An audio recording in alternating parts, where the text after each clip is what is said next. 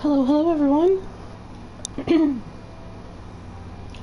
Hope you're doing very well. Sorry it's a bit late today. I had a nap earlier.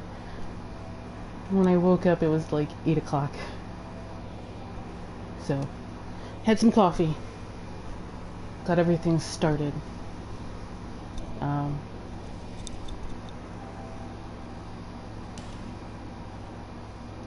So now let's play. Hey guys, Tangerine, Toby, how's it going?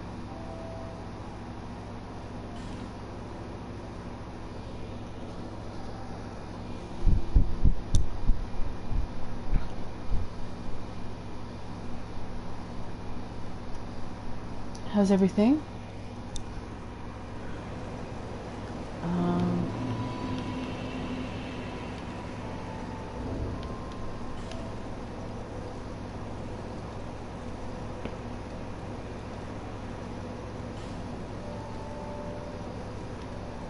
Okay, so yesterday we killed 2 Lord Souls pretty much back to back.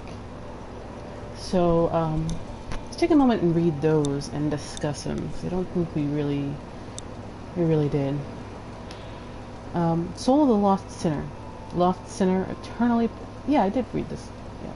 Eternally punishes herself for the sins of her past. Use the special Soul of the Lost Sinner to acquire numerous souls or to create something of great worth. And Soul of the Rotten embraces all in his sanctuary for all things unwanted or tossed away. Use the special Soul of the Rotten to acquire numerous souls or to create something of great worth.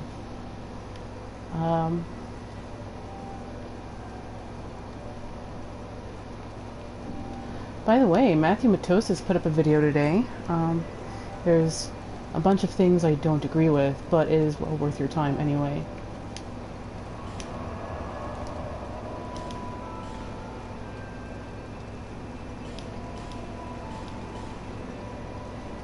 I put the souls in the item box so I don't mistakenly burn them.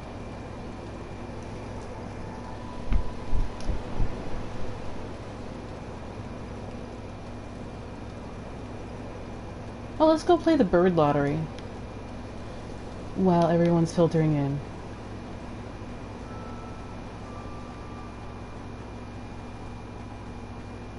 So, any questions, any observations?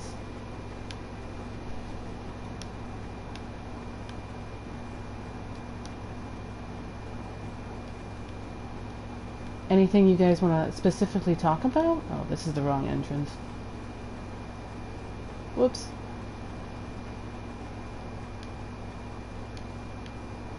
Things Betwixt is, not over here.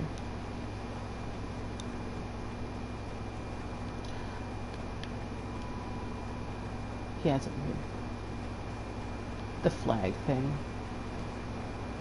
Playing the bird lottery. Let's see what we get.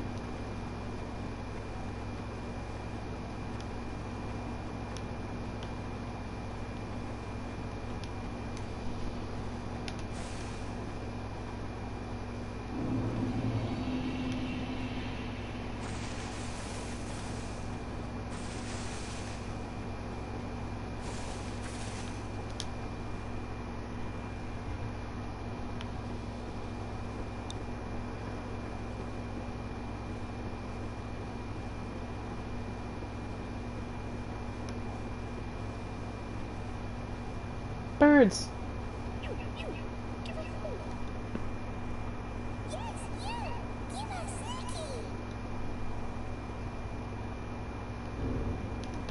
Every time, we're going to always hit the options and not the touchpad.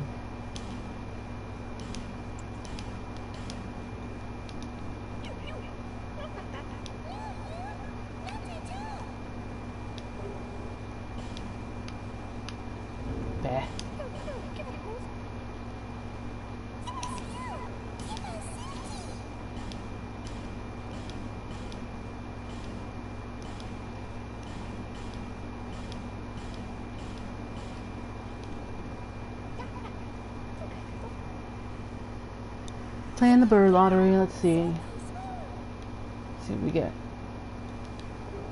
Cracked red eye orb. Dark Knight Stone. And a raw stone. So, Dark Knight Stones...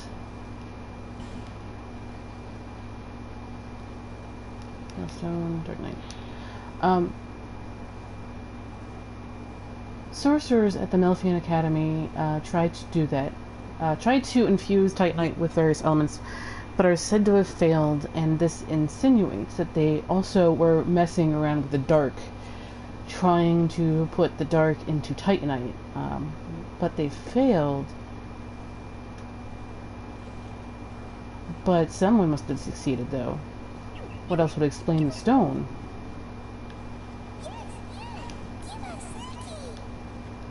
And,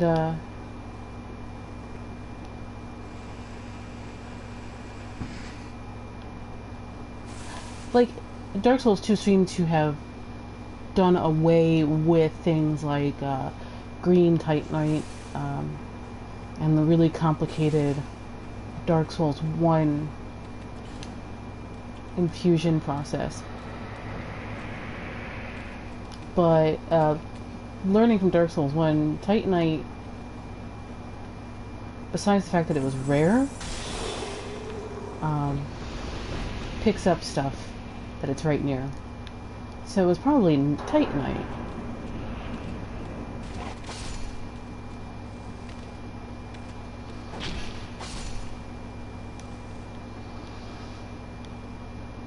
Kicking trees.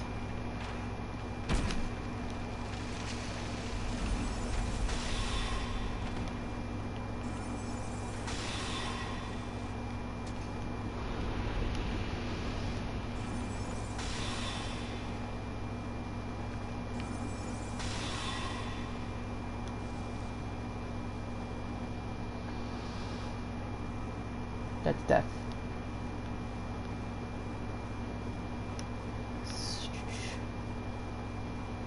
Down here is some cool stuff, but we should prime the area first.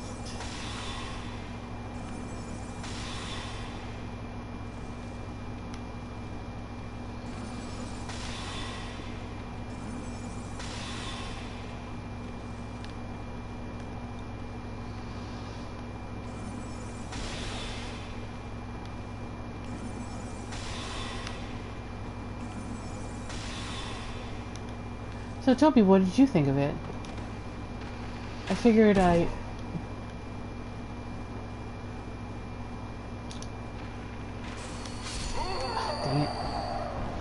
I knew that was gonna happen.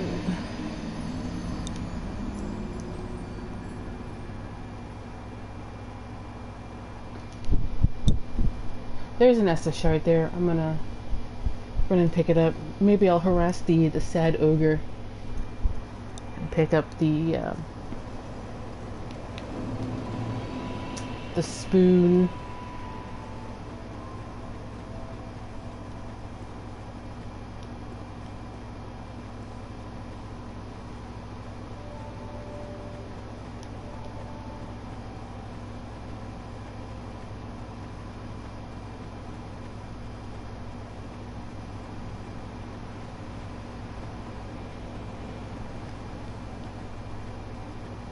So what we need to do today, and the plan for the stream, is to try to fight the skeleton lords. They're kind of blocking the way forward.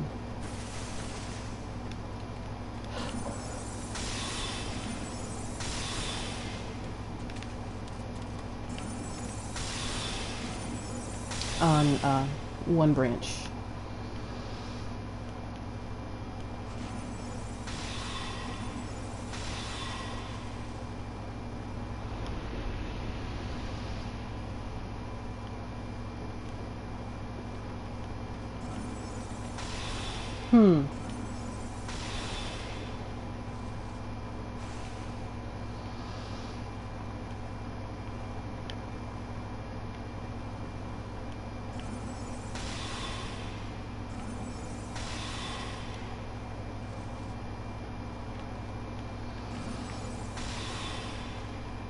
Like, I like Demon Souls a lot, but I'm not the biggest fan of their boss fights.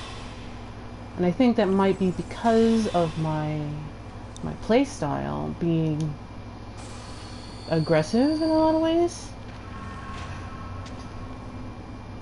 That I would rather have an out-and-out fight. There's not a lot of that in Demon Souls.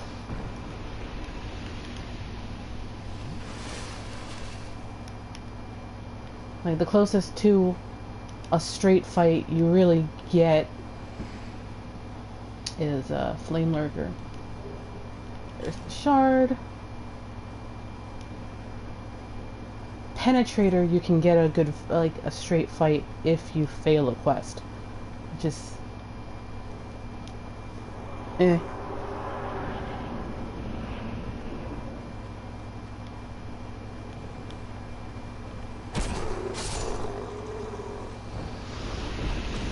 Like, the real boss of an area in Demon Souls is the area, and not so much the boss.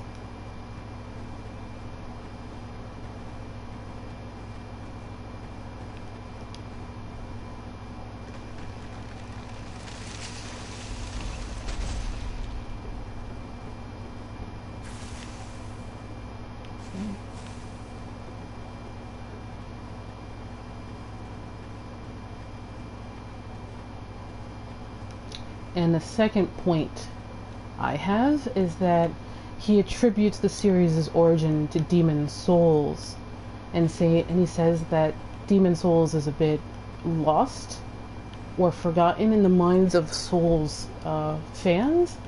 But I've been saying this for months. The series' origins is Kingsfield in the 90s. It kind of proves his thought.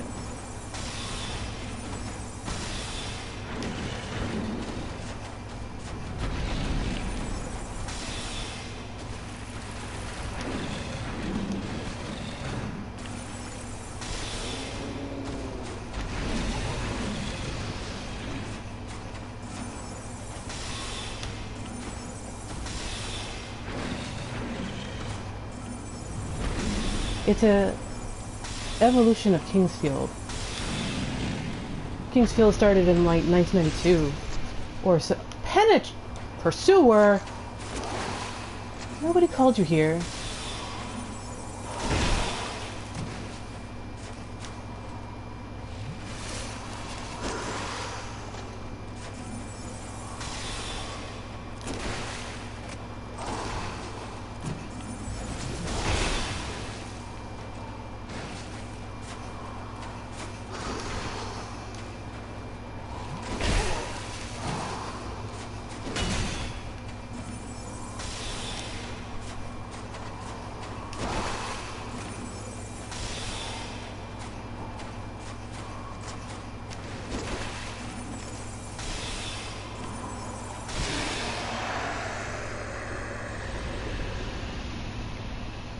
Yeah, and I think I agree with you there, Toby. Death is great and amazing, but I consider it a proof of concept more than a polished work.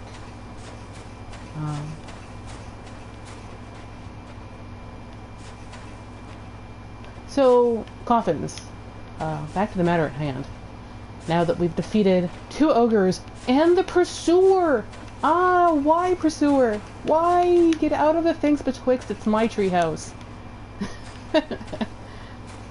Alright, so, coffins. The last time we had a coffin like this, it was Dark Souls 1. It brought us to Nido. And it is a coffin, but it also looks like a boat. It's actually really nice.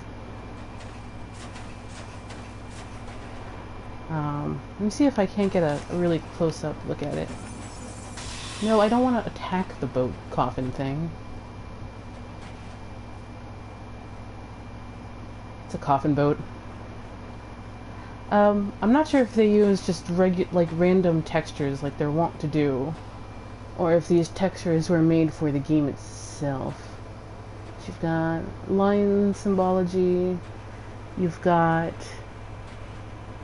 a bunch of hooded dudes and a horse?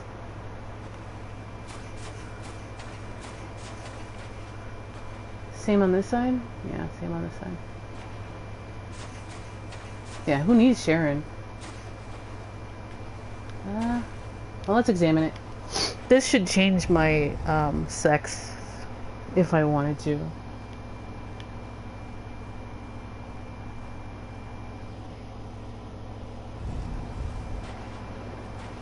The nature of your being has changed.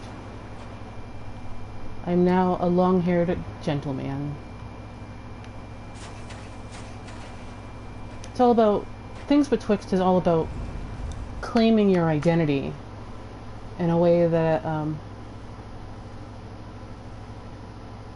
is very subtly intriguing. And if you decide that your identity in the game has changed, you can change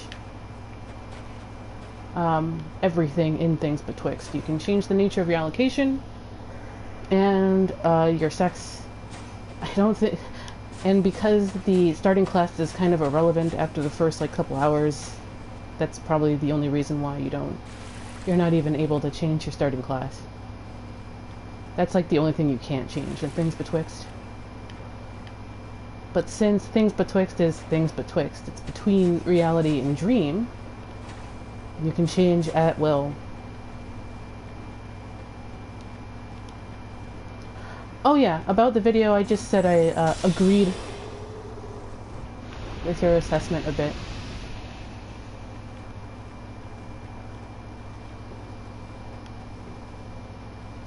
Oh, did it reset everything? Yeah, it did reset everything. That's pretty neat.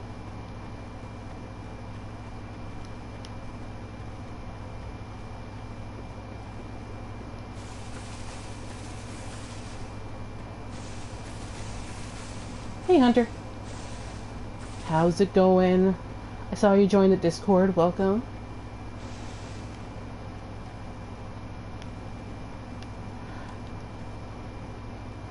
Hey, Bourbon. How's it going? Yes, and...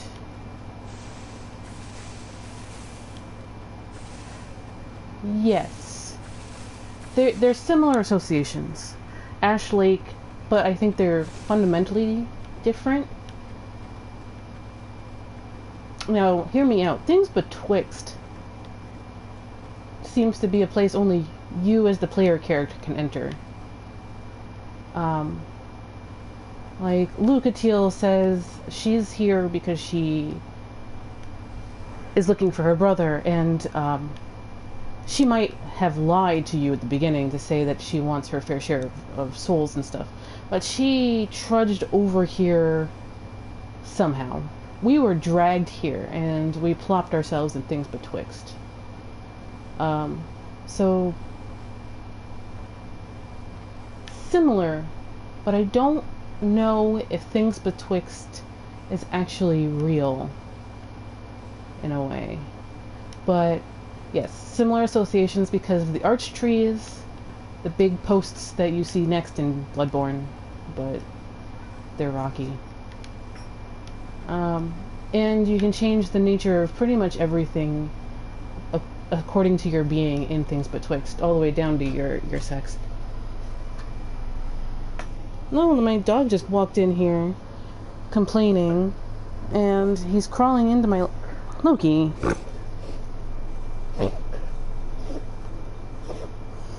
Hold on. One sec, guys. I gotta comfort a dog. Come here. Doggy.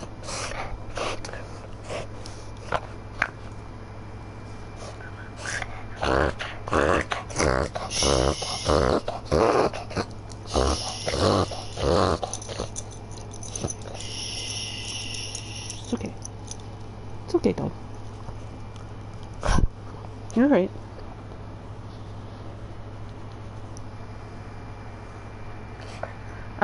Yeah, it's normal. It's like... he just needs to calm down.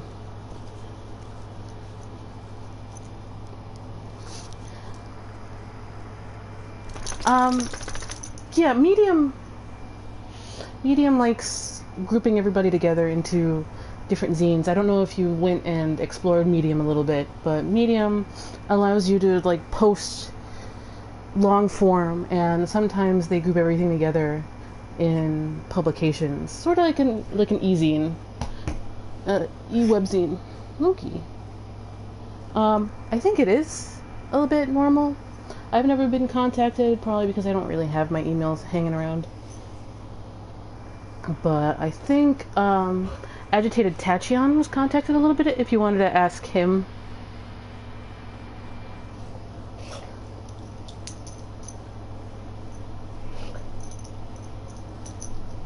Are you done, dog? Take a nap. The air conditioner's running. Go.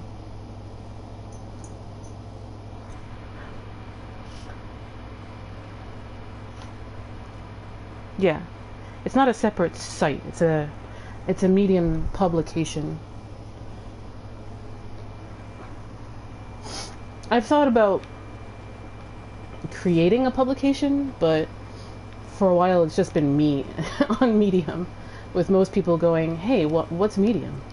So I never bothered.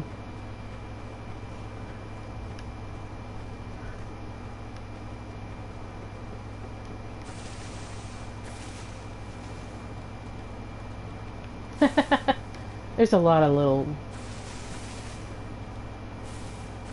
things. We were talking about MatthewMatosis's new video that he posted today a little bit, and I was fighting the pursuer again because reasons.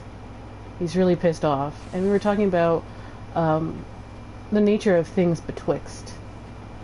Bourbon had a really great question about its vague similarities to Ash Lake, and I think there's some definite similarities, and either the game wants you to make those mental connections because you're surrounded by arch trees, although it is less covered in a bluer sky and more covered in a darkening sky, as if darkness and was falling inside things betwixt. But both Ash Lake and things betwixt are the heart of the world itself. So I think there's some major similarities that way. No, you be ethical until you start getting the swag, Hunter. And then you be as unethical as you want. You gotta get the swag first. Build up the rep.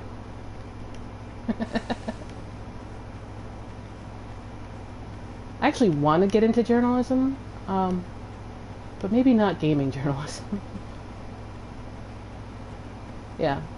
And I think that's on purpose.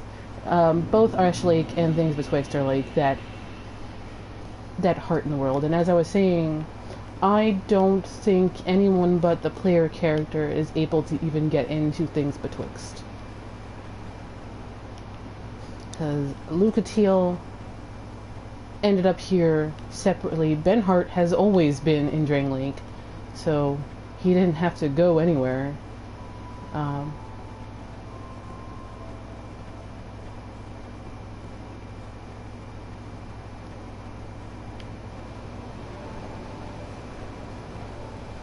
But maybe the difference between things betwixt and the Ash Lake is that there's a more palpable darkness in things betwixt than Ash Lake.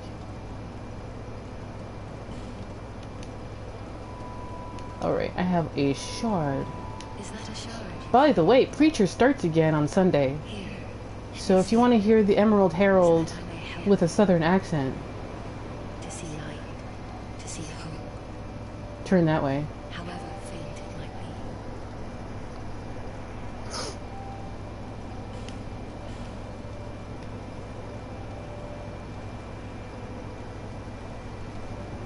be. Yeah. I agree with that, Bourbon. It seems like things get... The games start later and later in the cycle. Right. Dark Souls 1, you start way earlier during the decline. And in Dark Souls 2, you end up dragged into this world a lot later during the decline. And in Dark Souls 3, you start after the decline has finished. That's the big difference. The decline already finished before you even crawl out of your ashen grave in Dark Souls 3.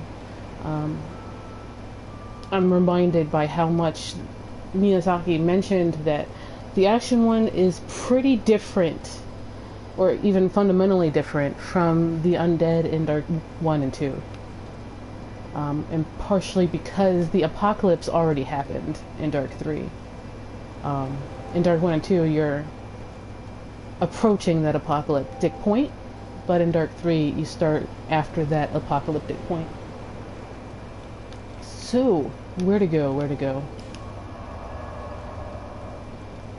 We can pay a visit to a spider in Tseldora.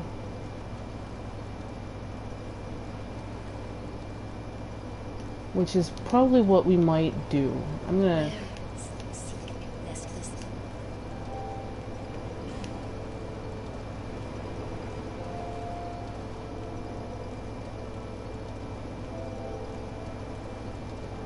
I'm not sure about that because there's been some mistranslations, because where he said that was a Taiwan newspaper, and I think there's been a few mistranslations that way, but I'm not entirely certain. Wait, what's the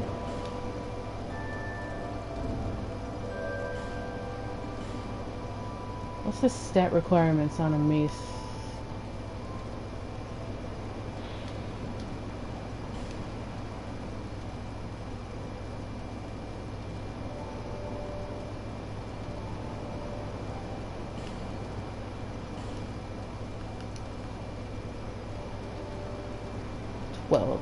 Right.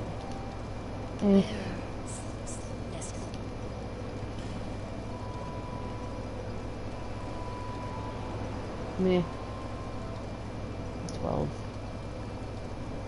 I'll just shove it into vigor.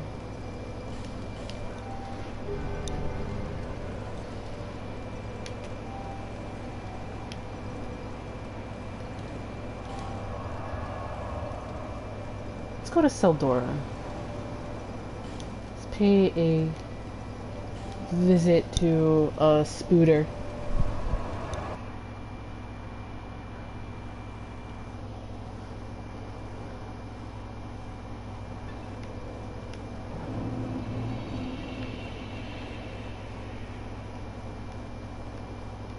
Majka's soul for soul crystal.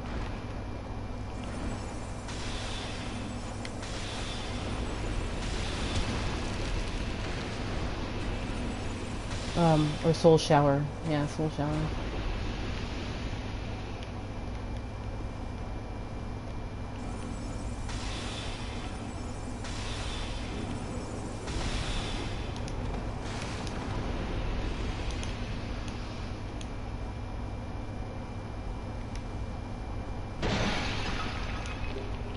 Move to Dusker. People in pots. That's a fun thing.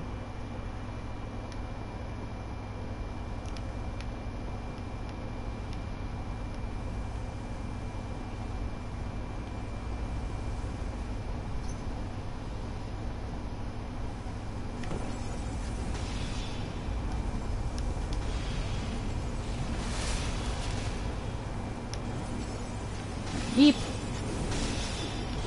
That's my Han Solo moment right there.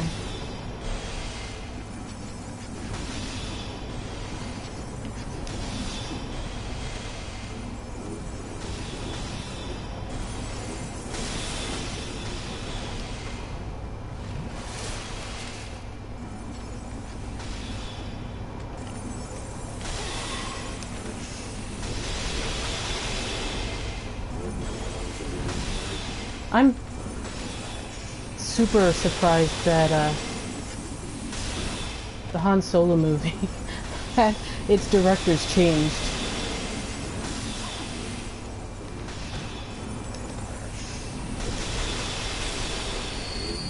so quickly. Alright, I'm just gonna poke him. Alright, that's one.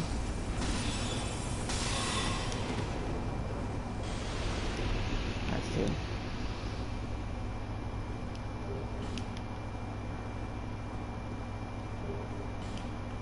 Get some dark troches.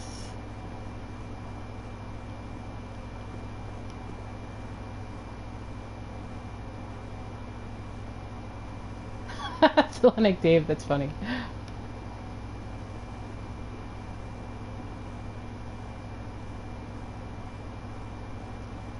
I think the Lords of Cinder powers are pretty much exactly what the plot want them to be a lot of the time. Like, they're really, like, their powers are kind of nebulous.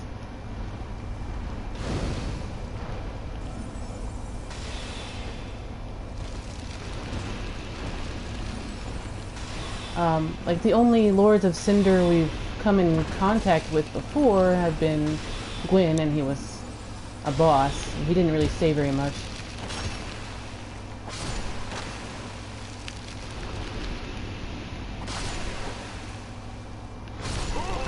Dang it, I was so close.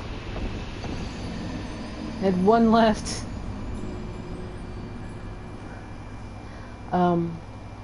But apparently it was the Lords of Cinder in Dark Souls 3 seem to be the last four. Or I assume them to be the last four. With Lothric being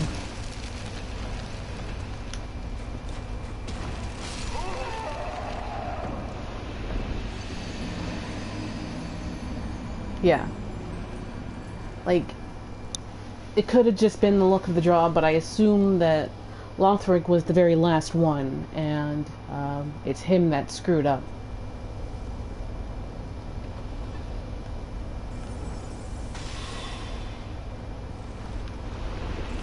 But I also have the theory that one of the powers of the Lords of Cinder is they create a world of their own. They create a hell of their own creation. That doesn't sound right. They made their own hells, is what I mean to say, anyway. And their own hells are the places that were their power base. And so in Dark Souls 3, I don't think we are ever in the real world until the very end of the Ring City.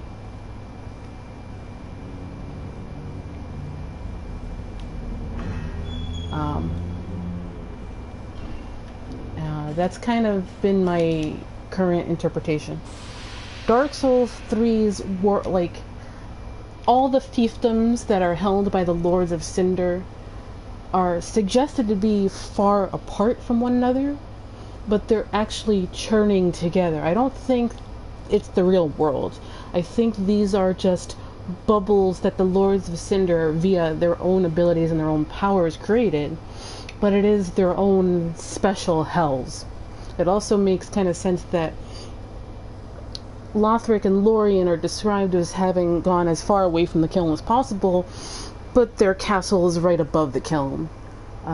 So, like, I do have the interpretation that, like, we're not in the real world at all until the Ring City. And even then, after you drop the illusion.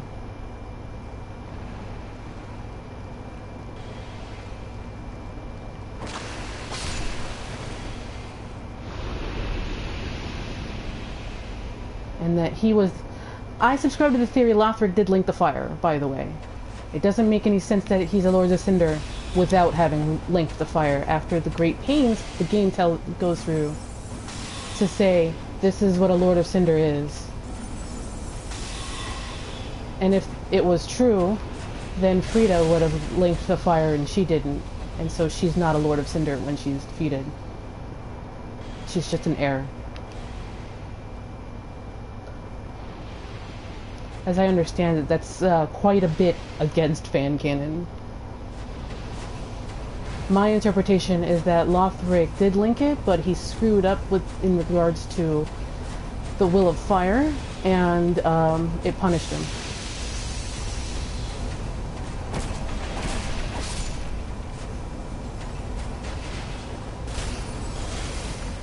Alright, hold on 1 second. No!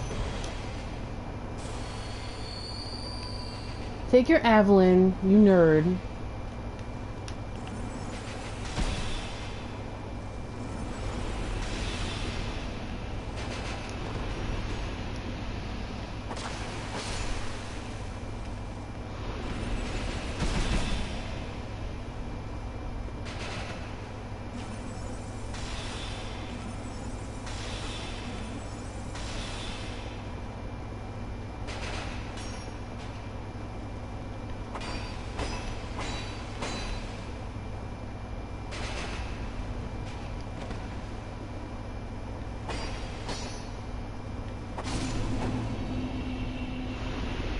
Nerds with Avalons. Not a problem, Delaciel. It's always nice to see you.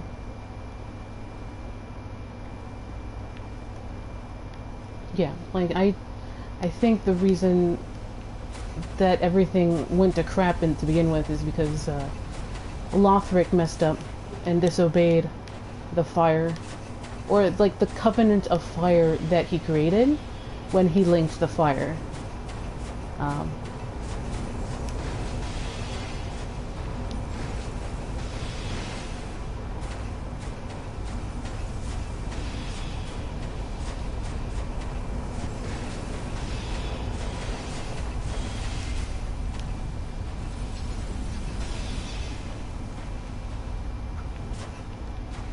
So with that broken covenant, the Pus of Man began. Because when Heaven's divine mandate gets broken, plagues start, and you know, the Pus of Man actually fits that bill pretty well.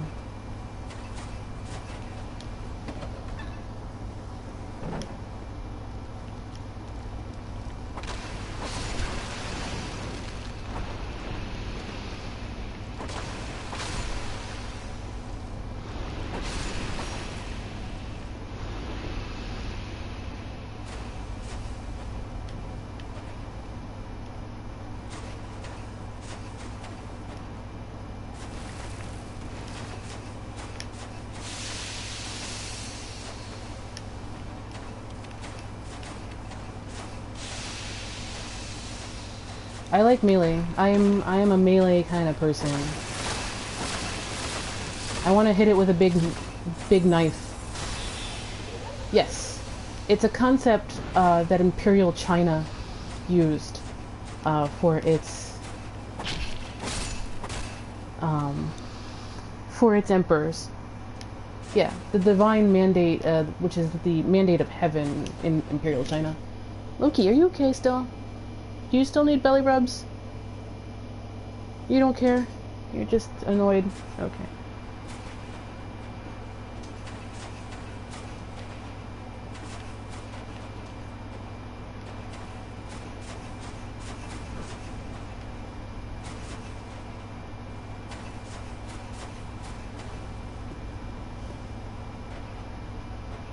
That's a one-way trip, isn't it? Right. Yeah, like, the story of Lothric is very simple, actually. It's a simple story of hubris biting them in the butt. Lothric thought that because they are royal, because they are kings, that it made them somehow different or better than normal people. And that is fundamentally wrong in the Dark Souls universe. Because the chosen undead comes from various shades and walks of life.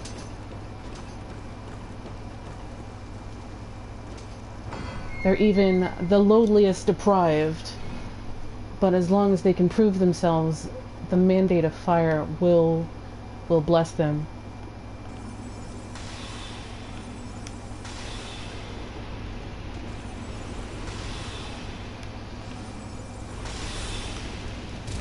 No! Leave me alone. Spooters. Too many spooters.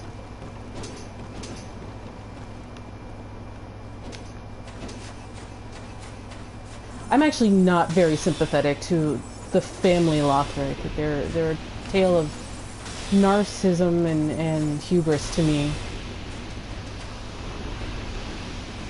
People who thought they were better just because of their title. The title doesn't make the man. Man makes the title. And that's a conclusion you learn with Dark Souls 2. Especially with Aldia telling us what is a king. You get a version of a king in Dark Souls 2 with Vendrick, and then you get a completely opposite sort of king in Dark Souls 3. Man doesn't make the king.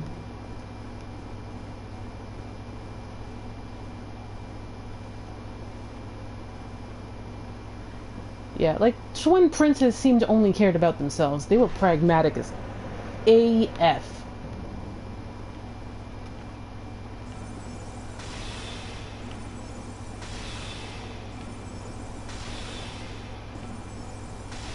Stop blocking.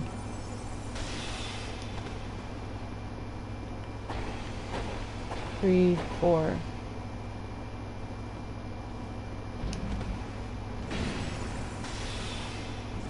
The fact that I can talk about these guys like this is like why I love Dark Souls 3.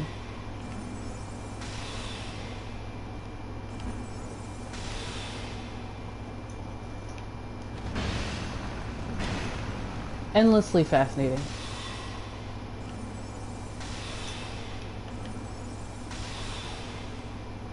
Good night. Vendrick is a king by thinking he isn't a king. It's very Socrates in that way. Remember what Socrates taught? He believed that when you admit that you do nothing wrong, it's a Dunning-Kruger effect, basically. When you admit you did nothing, you know nothing, then you probably know everything. Vendrick didn't think he was a king, but he was more of a king than Osiris or Lothric were.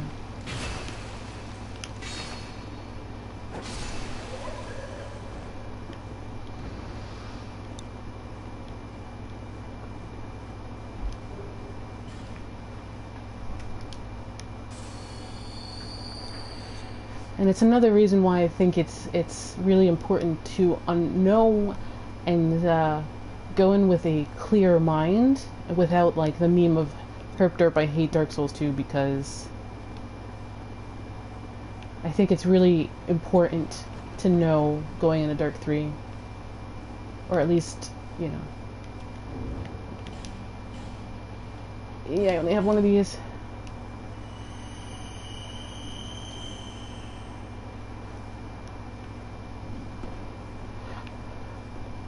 Vendrick's an idiot, but he is a sort of king that needs to be understood.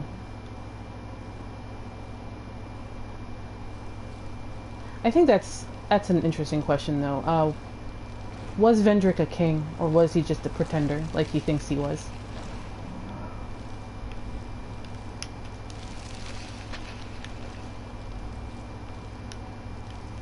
I have to remember what the path down was.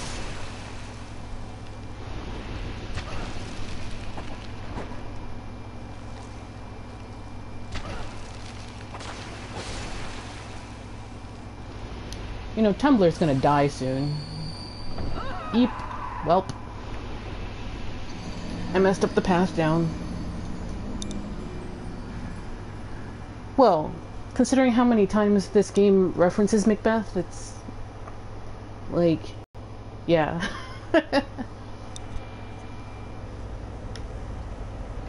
I think I need to get the Chloranthy ring, so I'll be right back. I don't know. I don't mind Tumblr. It's fine.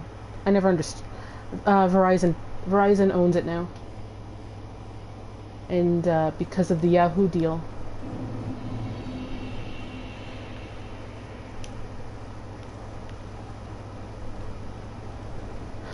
Oh gosh.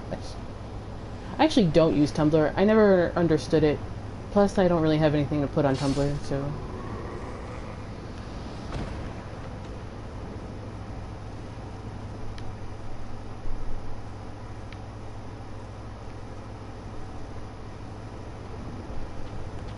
I always go the wrong way. It is down, up and around.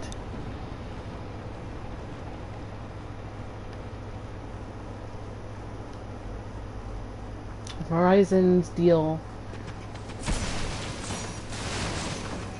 Yeah, it's a media hub for things. I guess that's fine. I never understood it. I don't have one. But it didn't kick my dog, so I don't care about it too much. A lot of the Tumblr hate seems to come from people thinking it kicked their dog.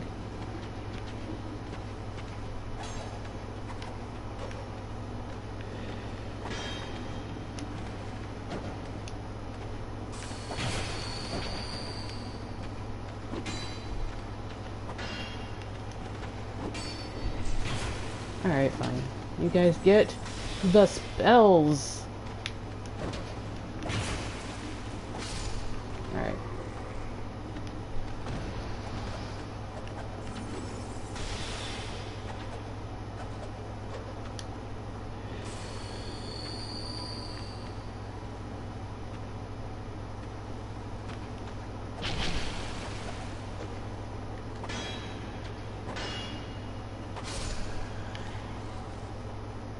Verizon is just AT&T under a different name, so...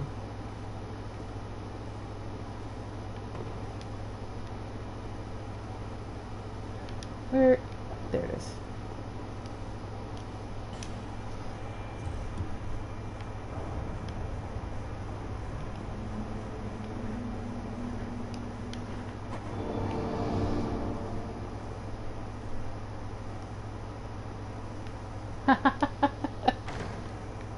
Yeah.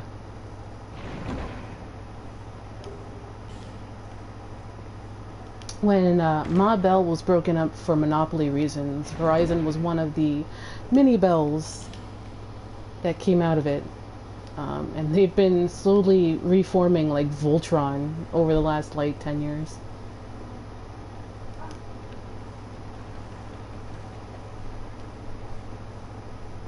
Besides that, there's no more means of means of production because it's all going to robots.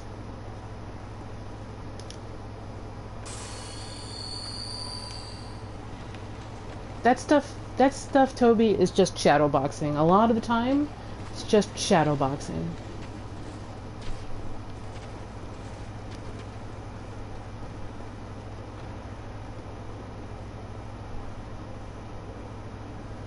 Sorry, but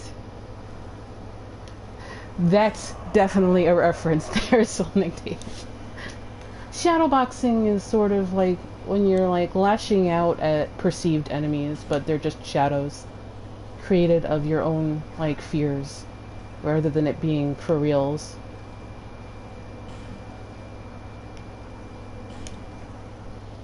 I think there's another term for it, but I use shadowboxing.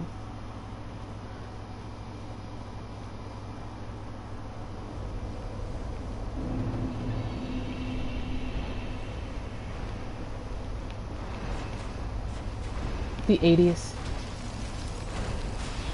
That's pretty much it. The 80s. Oh, wrong door. Whoops.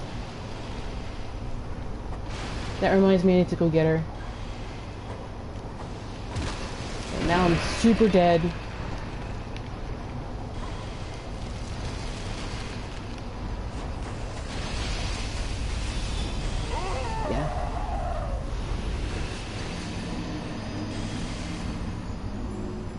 Huh, weird. Moobot, Moobot, please. Please, Moobot.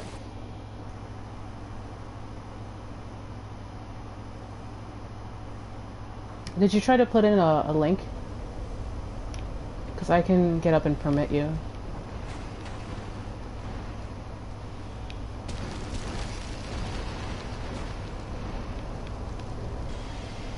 Weird.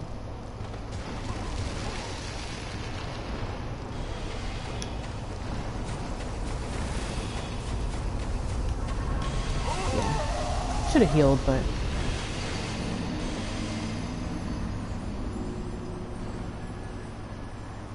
which season of Korra? Because Korra changed studios for the actual animation, like, partway through.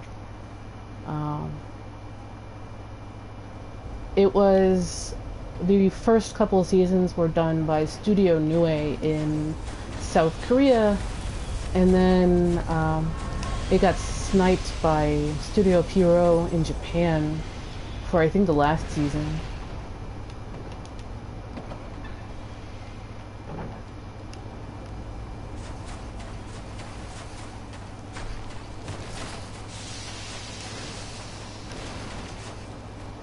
Yeah. Pierrot. I like Pierrot, but I haven't really seen a whole lot of stuff by Pierrot. There's Utna, but that was it. Oh right, I'm supposed to kill him first to get to... Yeah. Whoops. You can't juke around him.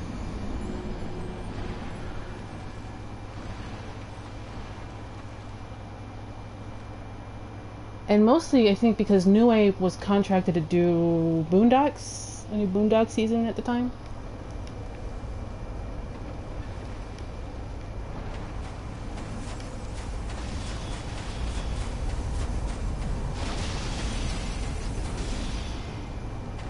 I haven't seen much of anything in many years, though.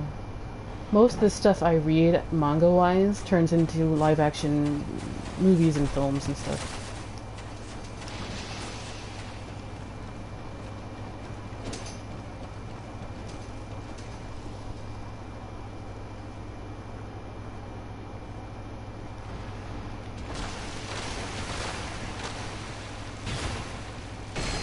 I don't do enough damage. Okay. Naruto suffers from a lot of anime of that caliber. It's made to sell things, or sell itself, a lot of the time, and to fulfill contracts. So, that's what it does. And sometimes it's in filler mode because they're waiting for the manga art author to, like, finish something, which happened with Bleach a lot, if memory serves.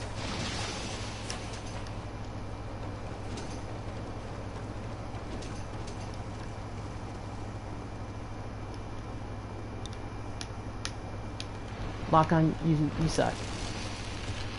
Lock on, you're terrible.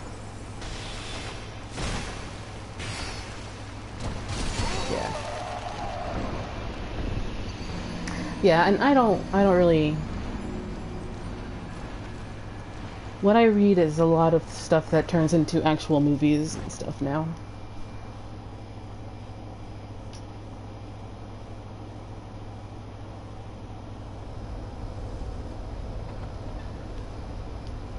I'm actually just trying a couple of things out, which is why I haven't effigied.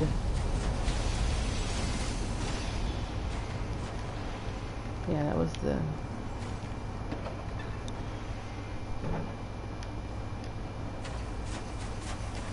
Yeah, and that's the problem with long anime. But the thing is, with the economy being as it is for anime, it's in dire straits. So they need to go. They go with what is.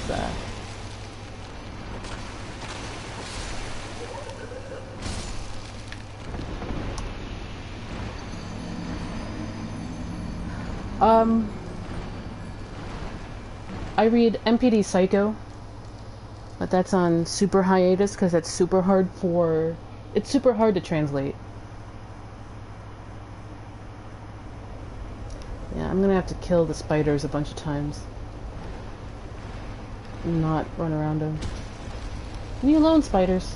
They're the worst.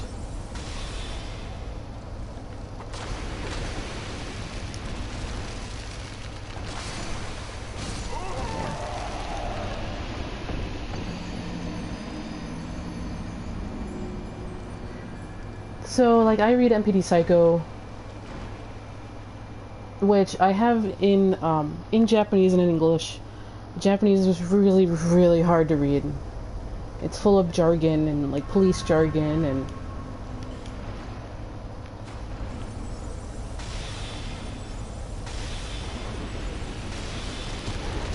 I need an AoE spell. That's pretty much what I need.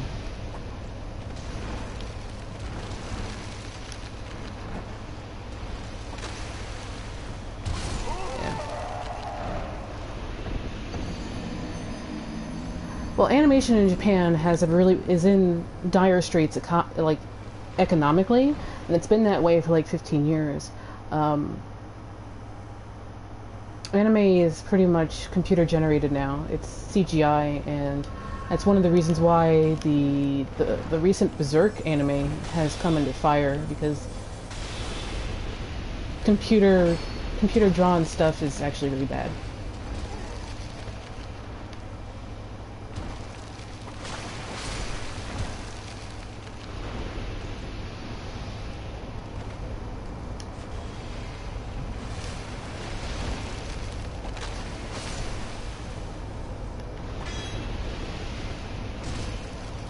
I think the last, like, even Saze-san, which is the longest running anime in the world at like 7,000 episodes since 1964, went to computer animation recently. Like, they go with what will sell in Akihabara, and it's really degraded since.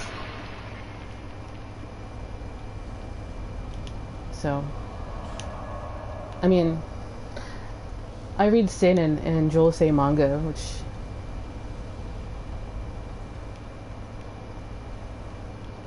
doesn't get turned into anime anymore. I am gonna go to the Copse. That's done. And to figure out an AoE spell, which is really the bugaboo about these two branches.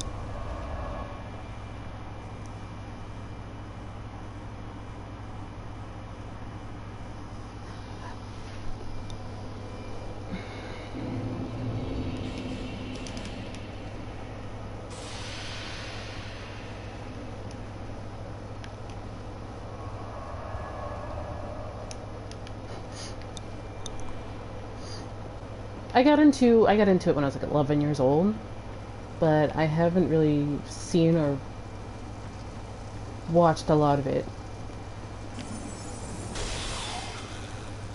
And mostly because what is selling right now is shonen and shoujo manga, and it's not what I read, so.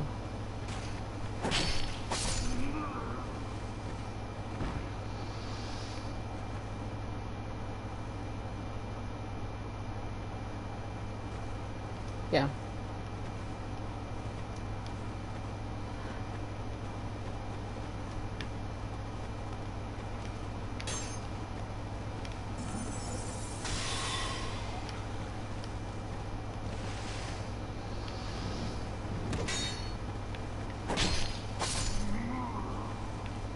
If you want some good stuff, if you watched a lot of Hannibal while it was on air, you would like MPD Psycho, which is classified as seinen. Ooku and Sakuran are really great josei manga.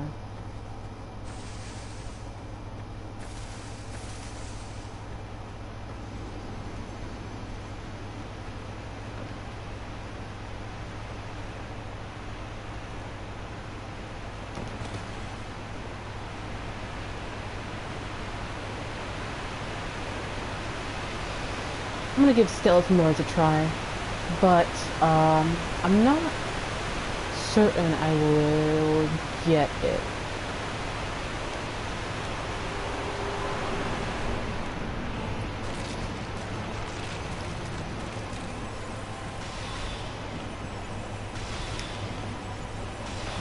Hey, Tachyon.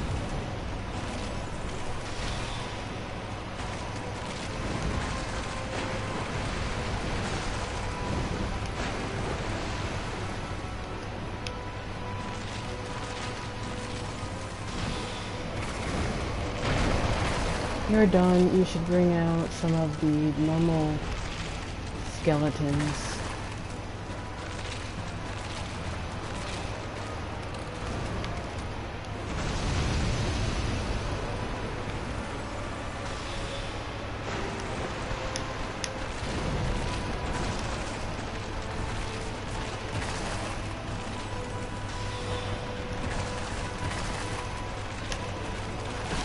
Oof. Backed up right into that.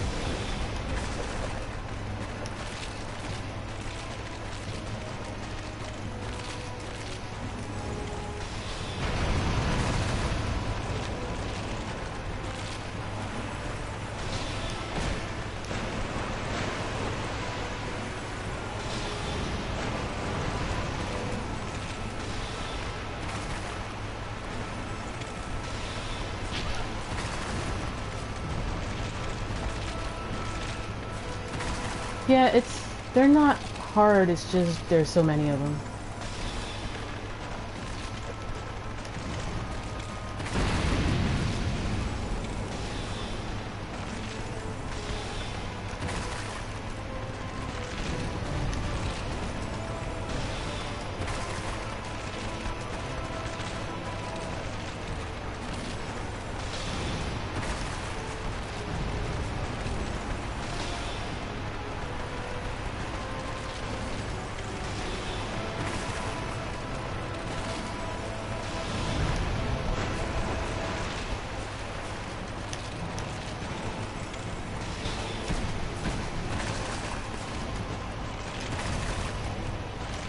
I'll heal.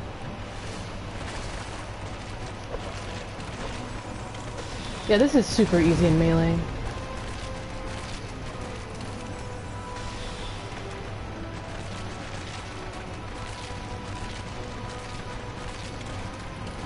Okay, I guess I'll just poke him.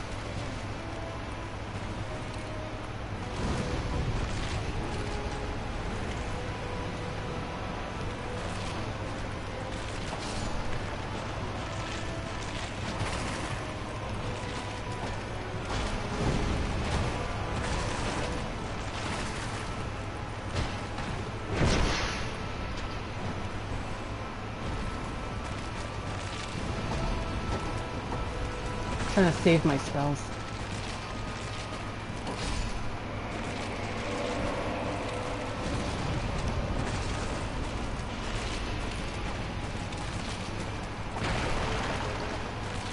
No thrones for you.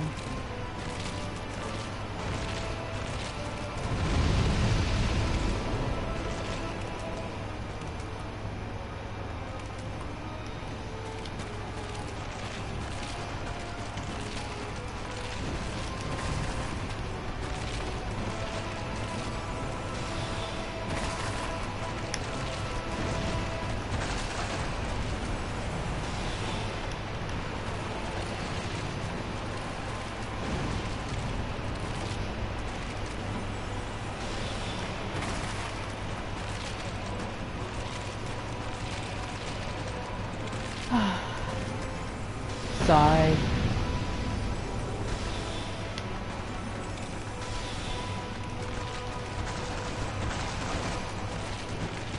See what you're doing.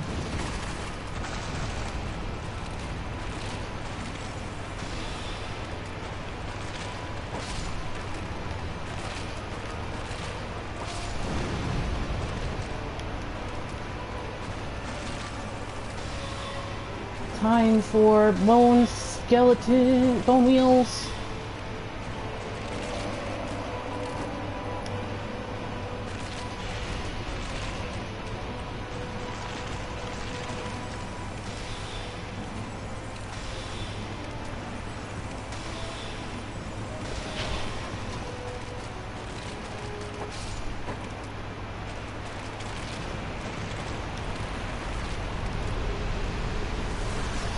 That was easier than I thought.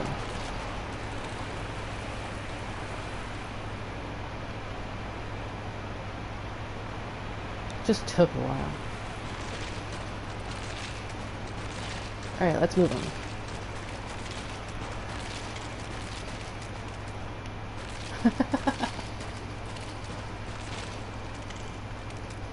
on. So let's take a look at the skeleton lords as individuals, because there is more of a story with this branch of the game than there are in the other two branches. Although maybe Lost Bastille and the Forest of Fallen Giants would beg to differ, but let's take a look.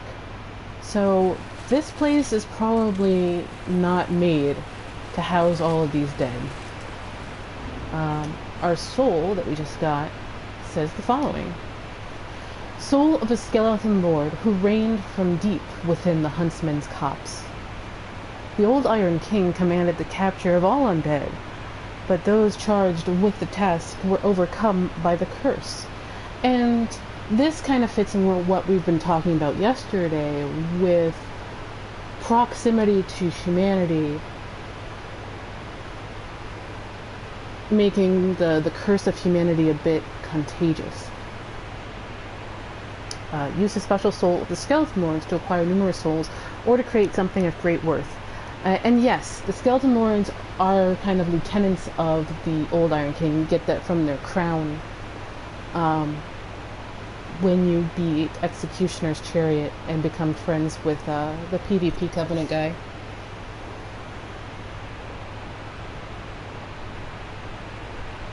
And the skeleton lords kind of styled themselves as minor kings, kind of a reflection of the four kings in a way, which would then make sense that the old Iron King kind of has Gwyn's soul. So, like, if you think about it, the skeleton lords could be like a reflection of the four kings, or an imitation of the four kings, even though there's only 3 of them. On the other hand, they were hunting undead, which is a common thing people seem to be doing throughout the series, in that the Way of White hunted undead partially because of their fear of it. We can get that from, or we might be able to get that from the Lloyd's talismans in this game. Don't I have some? I thought I had some. There. Talisman used by clerics knights. It is said that the cleric knights used these talismans to hunt down accursed undead, because Allfather Lloyd kind of commanded it, but he was also sort of the god of justice in Dark Souls 1, and then he is discredited completely by Kareem Way of White in Dark Souls 3. But what they did is they actually just kind of hunted down undead. Probably because they feared it, but it probably perpetuated the curse anyway. So we got that. And it seemed like the skeleton lords were good at their job, to be honest. They hunted down and they got lots of undead, but undead, the body isn't the undead.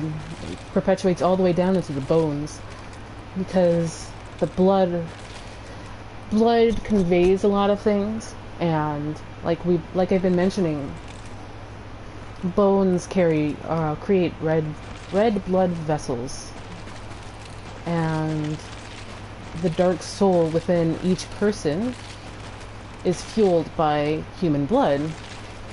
And that gets all the way deep into the bone, through the bone marrow, which probably explains why even dead, without muscle or skin, that these guys are still at it. Don't give up, skeletons. Blood cells.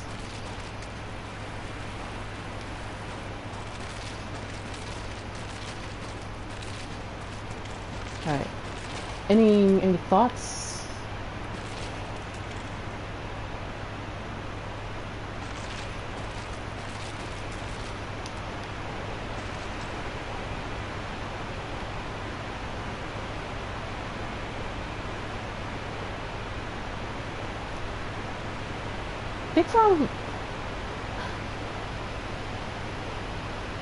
I think tangentially, because of necromancy. But it really depends on how you interpret what necromancy is in Dark Souls. I think Hunter M has a bunch of like cool ideas as to necromancy in Dark Souls. If he's still listening, or if he's still here. I only get numbers. I don't actually see who's here still. And yeah, you've got the Mil Finito and the Finito, and I mentioned yesterday that I wish there was more about Agdane. Now, something about the passage of time in Dark Souls 2.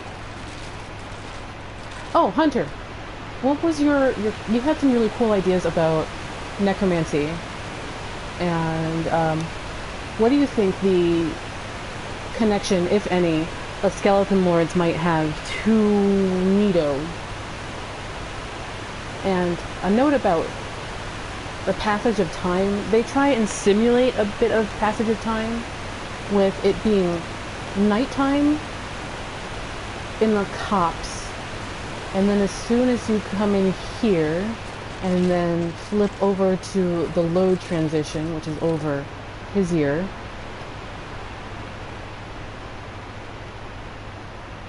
it's actually a really short load transition.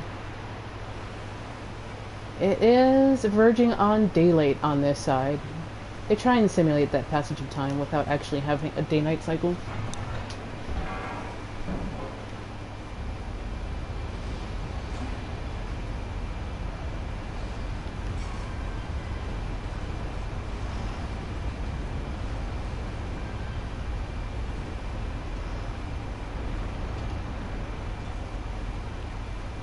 Hooray!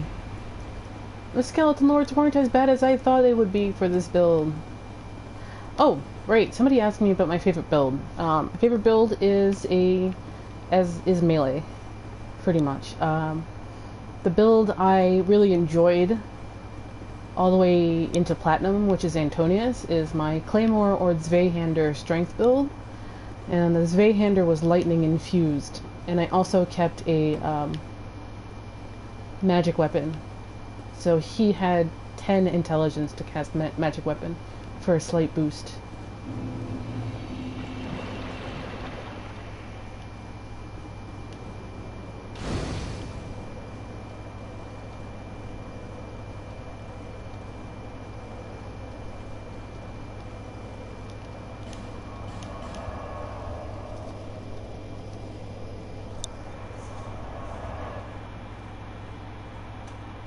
Yeah, I think they try to give the impression of time passing, because I think we take for granted how, quote, like, relatively small these worlds are, and they get smaller as you, like, know and learn the language of each game. But I think in the reality of the game, these worlds are positively massive, and I think that it takes 10, 20, 30 years for your character to finish a game cycle or a journey. Even though for speedrunners it only takes an hour, but I think it's a simulation of multiple decades to find Vendrick. So as we can see, our map has expanded. This is Pursuer or Lost Giant. This is probably the Lost Sinner who we killed yesterday. And on this end of the continent, it's probably the other Lord Soul that we killed, the Rotten.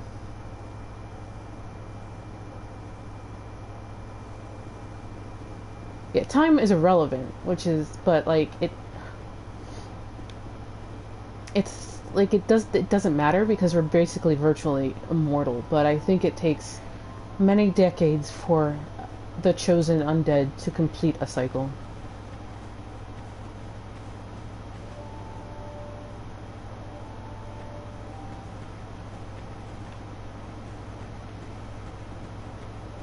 Yeah, time shouldn't notice time. Time shouldn't, but I think the undead don't notice or care. And I think that simulates very well with the individual player.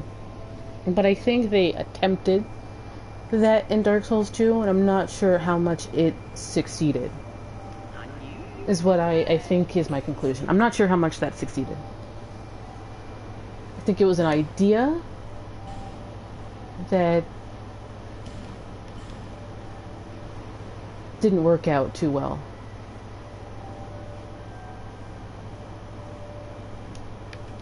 I just wanted her dress. I'm sick of Bird. Yeah. It's just armor.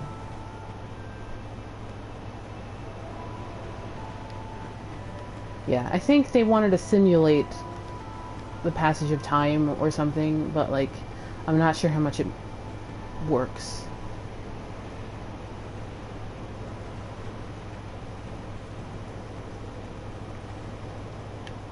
Yay, the dress. Finally got around to buying it.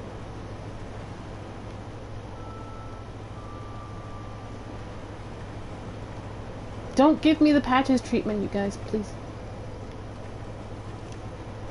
It's one of the things I don't know if it works, but I think I get what they're trying to do with the simulation of time passing.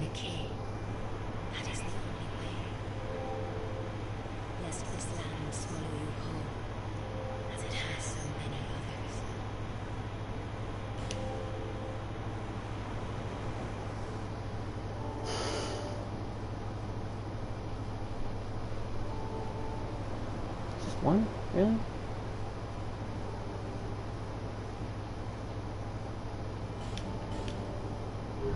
There's one bit of armor I really want to get, but I don't know what it's called, so I can't... I'd have to look on the wiki.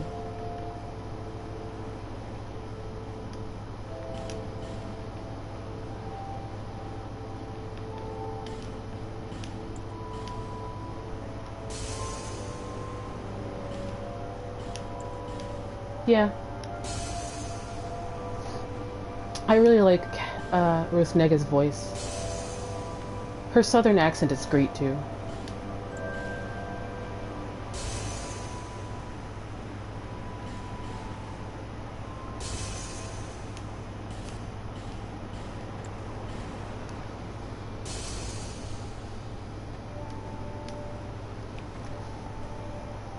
It's because she's Irish.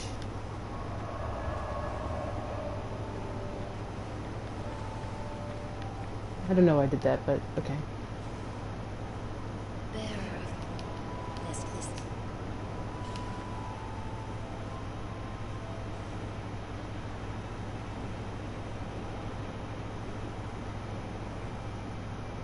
Yeah, I don't know how much it works.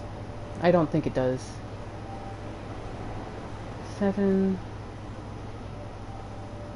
8.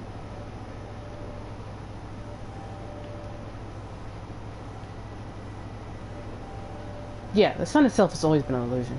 I agree, Hunter.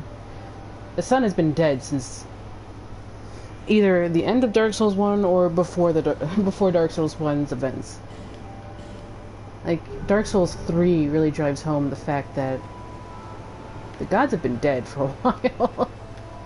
Even Gwendolyn has been dead. but pre-Dark Souls 3 at least. Let's see if we can reinforce my stuff. Oh, I need chunks.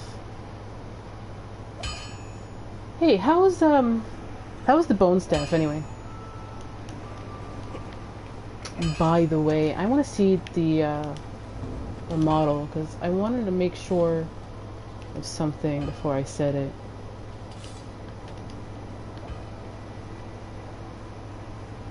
Okay, it isn't, but it's very similar. It looks very similar to Manus's thing, but it's not really, because tribal stuff like that is very pyromancer in Dark Souls 3, but this is not the same. It's not a pyromancy weapon.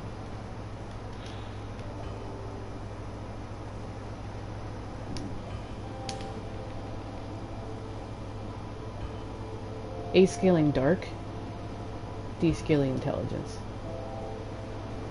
Wow.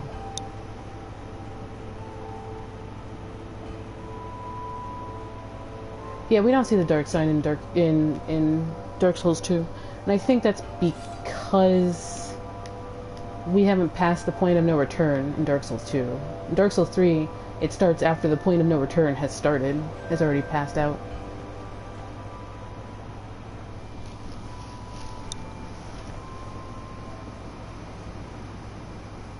Yeah, and I don't think Archdragon Peak is... In a world that isn't real, Archdragon Peak is probably the least real of the unreal worlds we pass through in Dark Souls 3. It's a memory rather than it is a place recreated by the mind of a Lord of Cinder.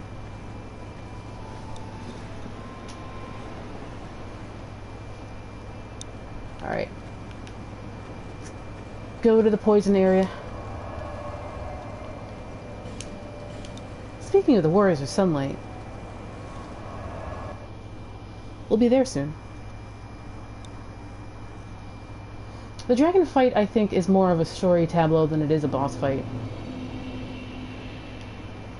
Try and jump in. Doesn't work. Yeah, like a Valhalla hunter. Sort of like a warrior Valhalla.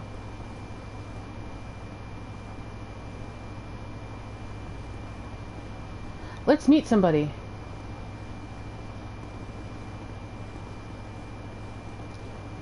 This is the woman of amazing hair. I can't figure out how she would get except lots and lots of gel into her hair. By the way, that's a skull, not a rock. Alas, poor Yorick, I knew you well. Are you a traveller? I'm Chloanne, an ore-stone trader. I travel about collecting rare stones, which I sell to make my living. I never planned to visit this godforsaken place. But I don't know. I just sort of ended up here. Yeah, she doesn't seem like she came in through things Betwixt either. She just wandered in. I've been scouting around for rare bits. Oh, don't look at me like that. Yeah, it is the Hedgia, I think. Yeah. Certain stones are used in smithing. Ah, now your ears prick up. I've extras if you can pay. This is my trade, after all.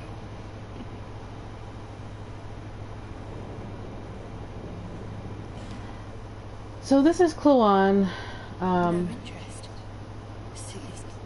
She has amazing hair. I can't figure... Yeah. My ponytails don't stand up like that. She holds...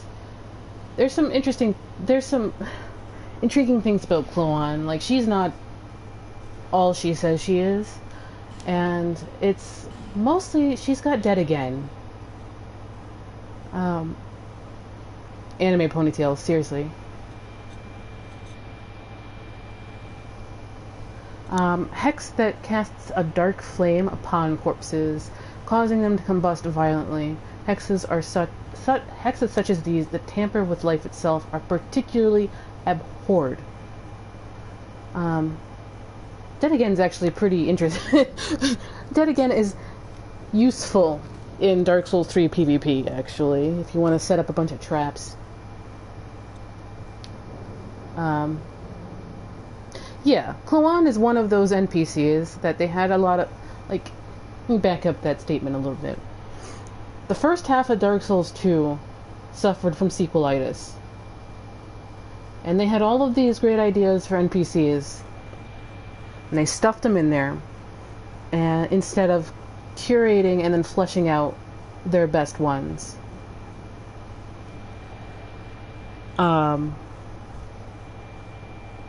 So, like, there's a bunch of NPCs in the first half of the game that have zero story because they couldn't get fleshed out because there's only so much development time.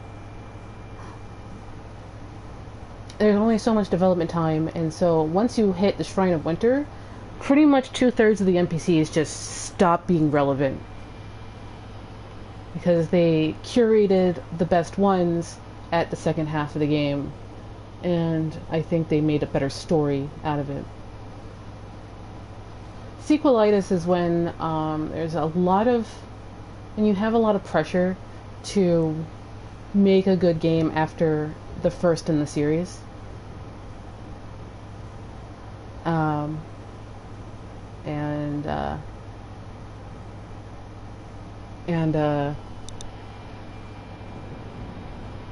You try and put in more for the sake of more instead of editing and curating what you got. And I think Chloanne is one of those characters that they shoved in there and then didn't have time to create a story around her. Yeah, I don't understand the joke. It's too internet for me. But some intriguing things about Chloanne: she has Dead Again, which is a big hex. She paints herself as a rock seller. She says she's a stone trader, but I think she's more of a hexer. Don't just go helplessly wandering about. These stones may look all the same. To the trained eye, each is unique. Some of them are used to smith weapons and armor.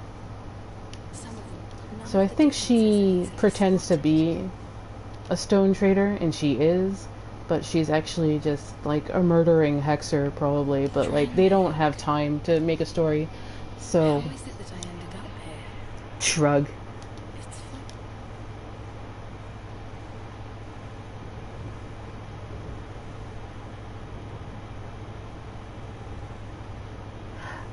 fun. The culture within the game calls hexing abhorrent to life.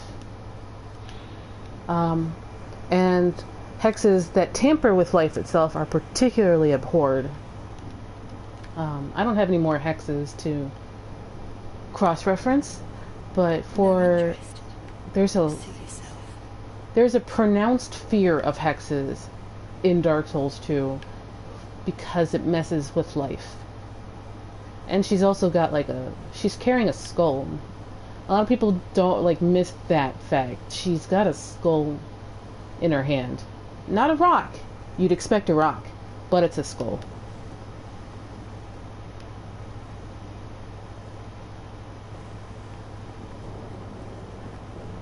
But that's as far as they ever take Chloanne's not a story.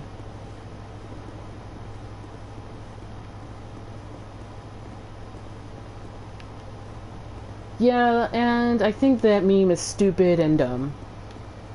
Especially when it comes to Gwendolyn.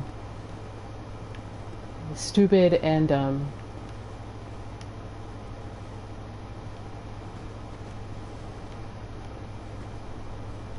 It's kind of reductionist. And I don't like it.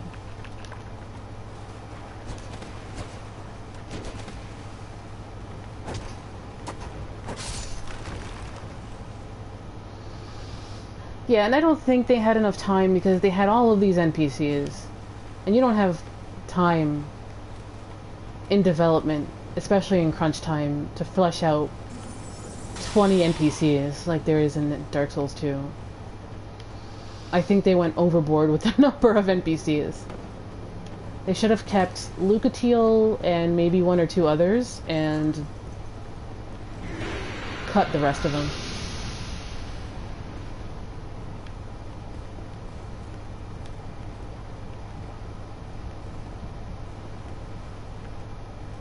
These guys are super dangerous in melee.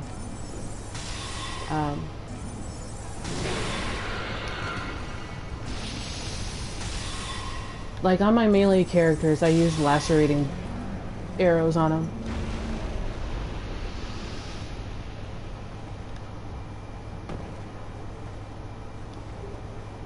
The meme goes because you're deceiving, for these people who think it's funny, they think they are being deceived that one person is one way or another. Hunter M. That's where the meme comes from. So they are a trap because they think they're being deceived. It's stupid.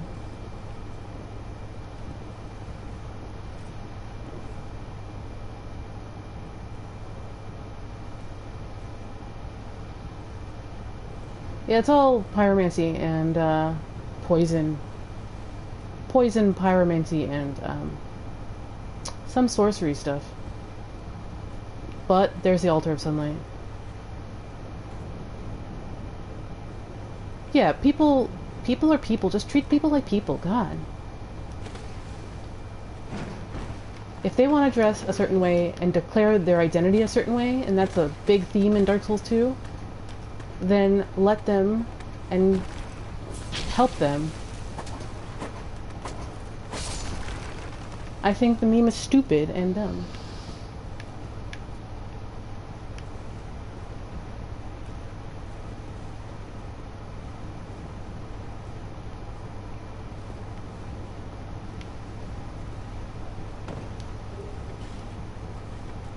I need the chunks.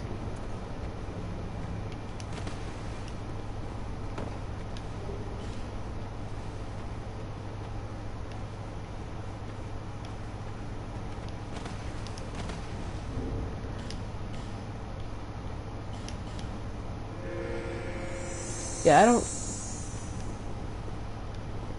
I ain't gonna joke about it. If they want to joke about it themselves, that's fine. But I'm not gonna joke about it. I don't know anything.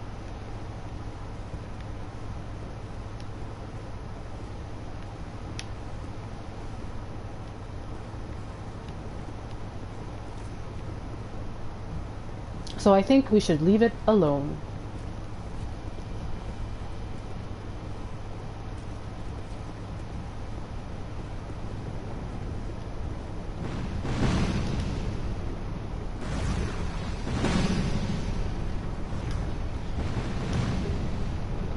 Oh yeah, here's a hexing urn.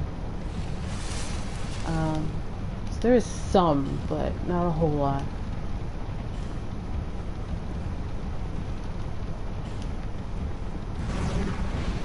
Yep. That's as far as I want to go with that. I just want to say that Dark Souls has been the most inclusive game experience I've been pretty much part of. And I dig it.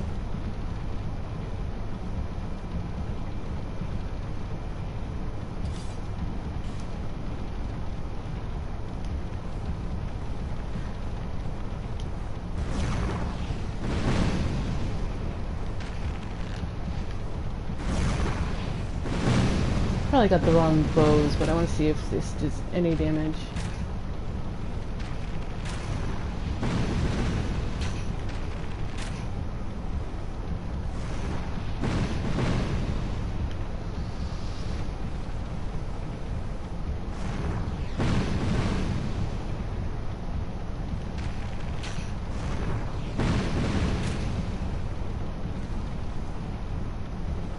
I wish, yeah, I definitely wish hexing urns and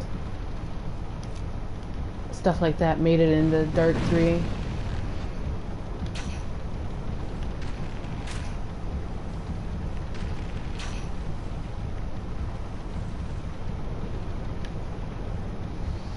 I wonder if you can see Gilligan from here.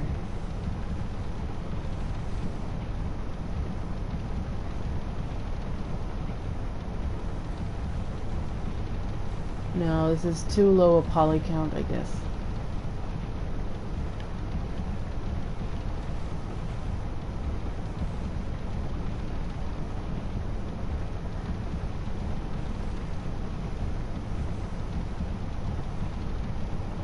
Yeah, there's no way he's loaded in from here.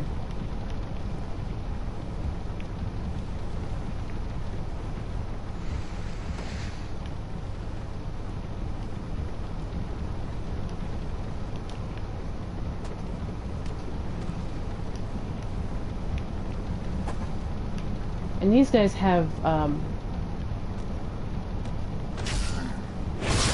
the writing in it on their bodies, like the congregation also does, and you'll see that particular hollow again by Vendrick.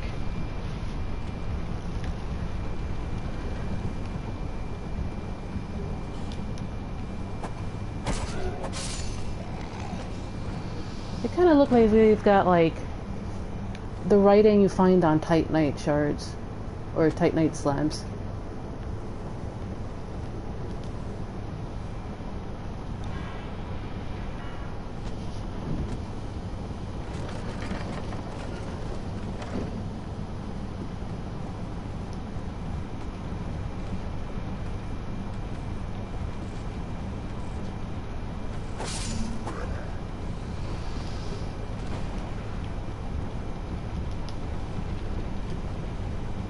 Yeah, I'm jealous of Chloanne's ponytail. Chloanne, your ponytail.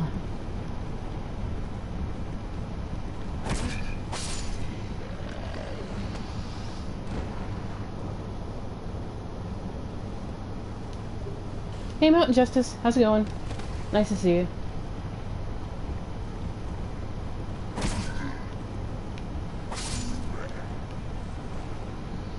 So, all of this,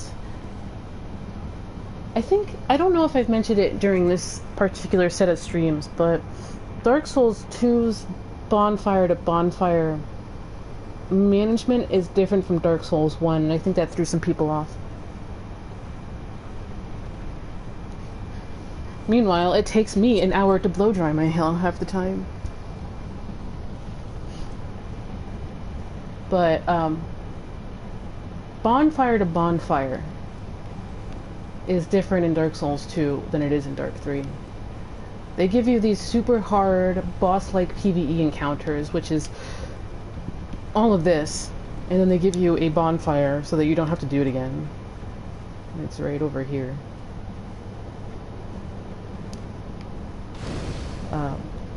So they expect that you'll probably throw a lot of resources at it.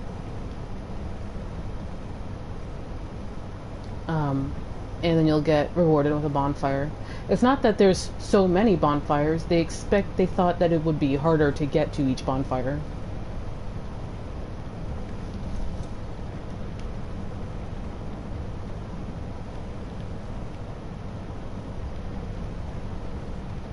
The goo room, yeah. The revenge of the pot, basically.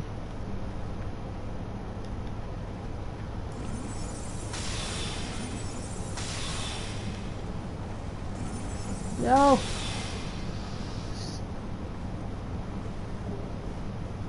Hailstones.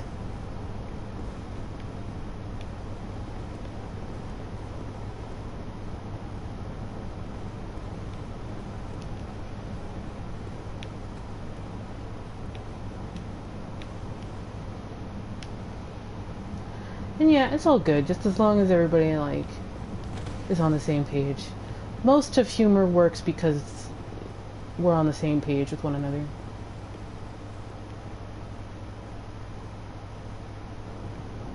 Also, rocks. Don't forget, Attitude Tachyon. We're all rocks. Poison stone. Oh, wait. I need to light a torch.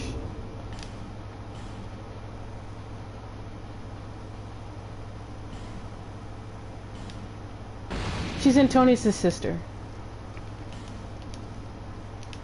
I didn't even notice until you mentioned that. Oh, injustice.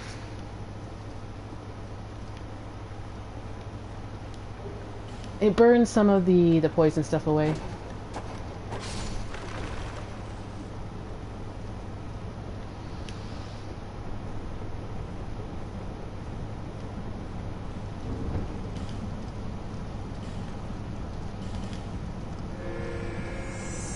Nom nom nom nom.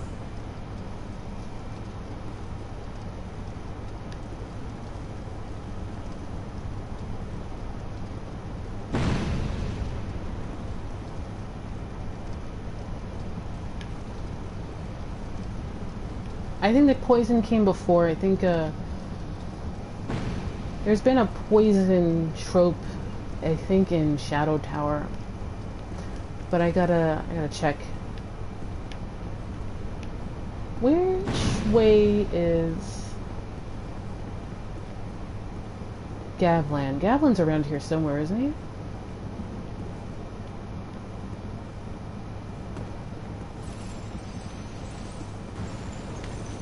Oh, why? Oh, one ways.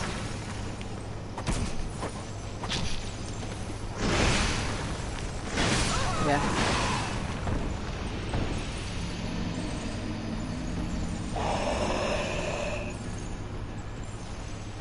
She used that queen used poison as a beauty thing, didn't she? Mytha. She thought the poison made her beautiful for a while, but it ate her inside out or something like that, right? Some women have done very strange things in the name of beauty. Be wary of pyromancy.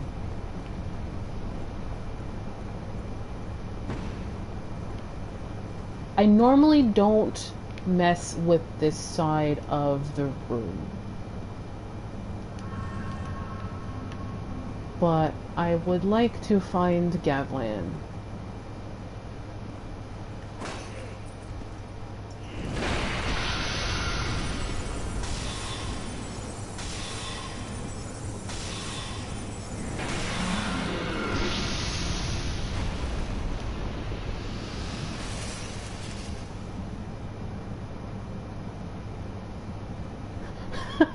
Hunter, don't let JSF hear you. JSF loves Gavlan. I don't really care too much, but oh, was I supposed to make him? Dang it.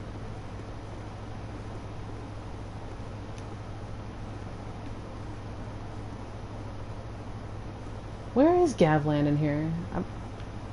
Gavlan sells the best stuff.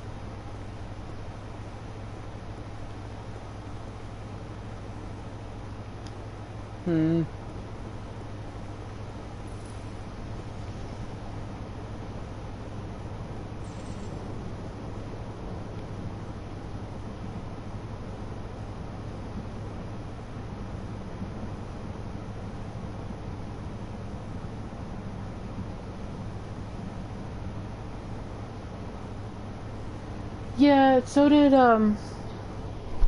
Elizabeth Bathory is reputed to have bathed in the blood of virgins.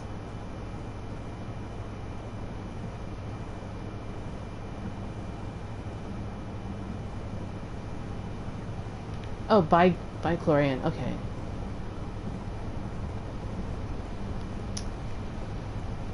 Guess I will just switch bonfires and go back that way. I must have just missed it.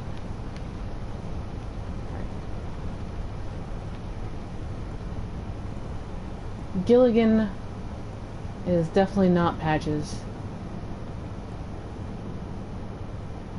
Whole Foods, one of those Amazon experiences.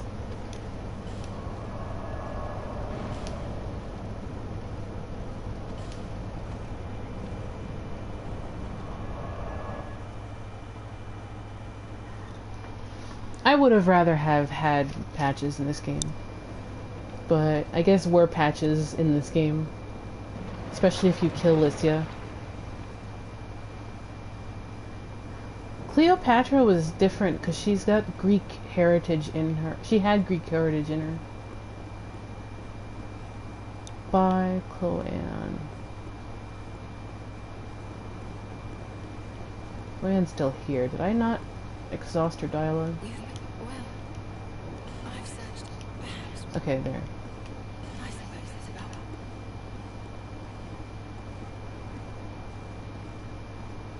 Yeah, she was of the Ptolemy dynasty, and she had some Greek bits in her.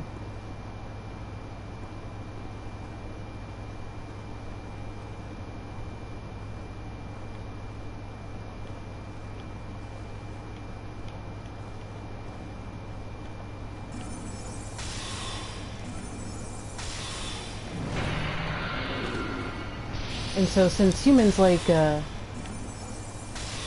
novelty, they probably thought she was super pretty because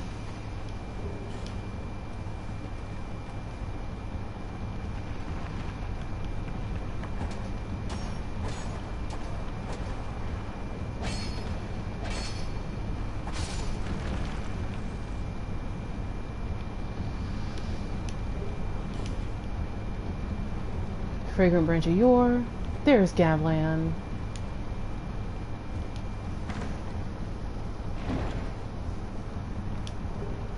And a Rawstone. Hi, Gavlan.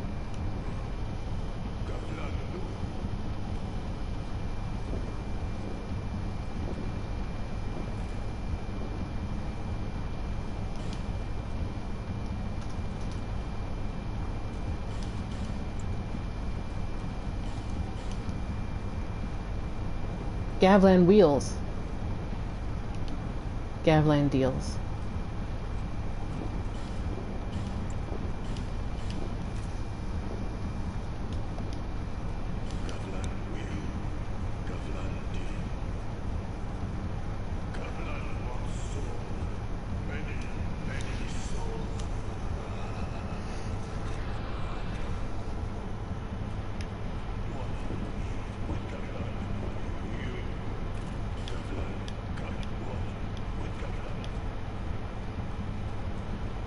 Yeah, it's a flagon.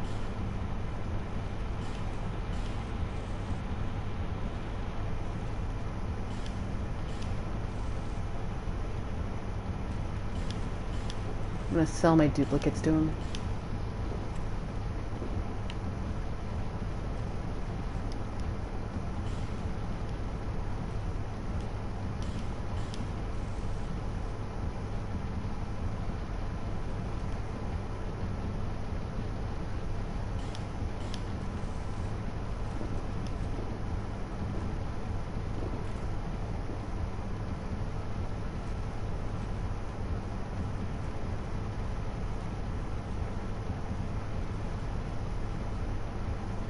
Could you imagine Gilligan hanging out with Pate?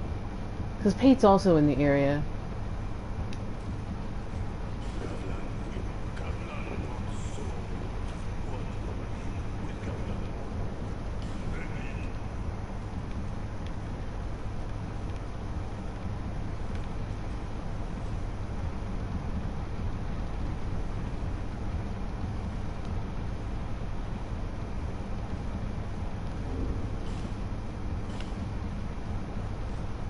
Yeah, I call Pate Mean Patches, because he's mean.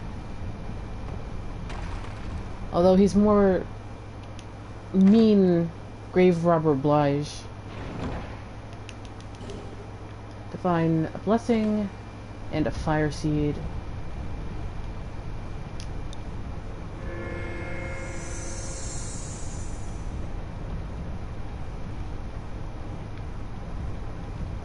Which, it actually kind of makes sense because there is the Sunlight altar nearby, that there's a Divine Blessing around here.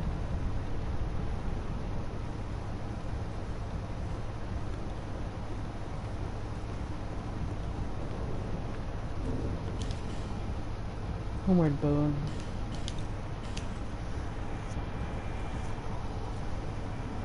Yeah, I'm actually really not the biggest fan of Gilligan. He's really extraneous. He's an NPC I would have cut. Like, Patches is a mini commentary on greed itself, but Gilligan kind of misses the point and just is greedy.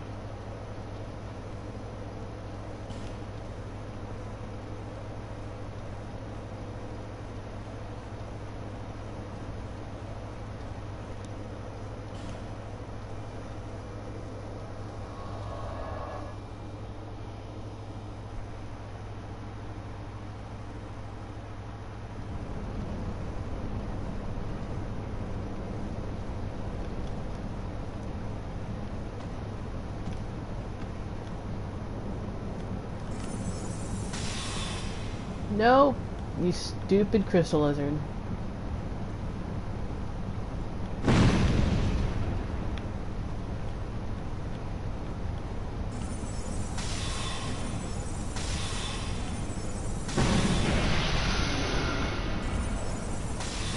Oh, that's just great.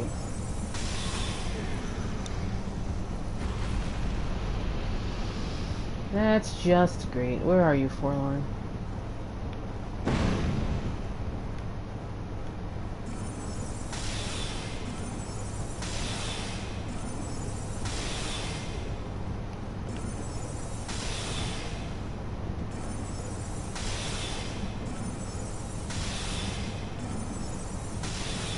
Caught him on counter damage rate. It's for that 175.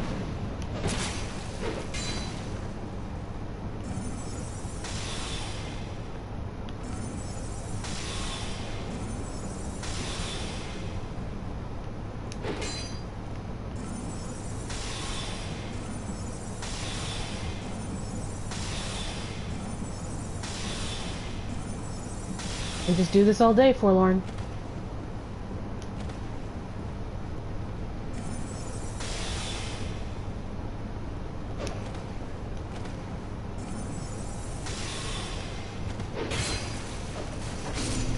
Get out of here.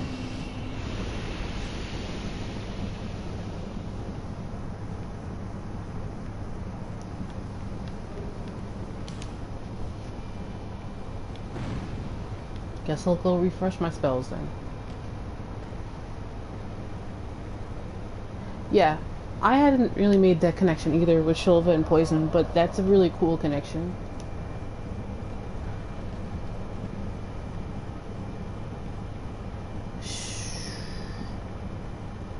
Shulva's poison came because of the dragon? Maybe?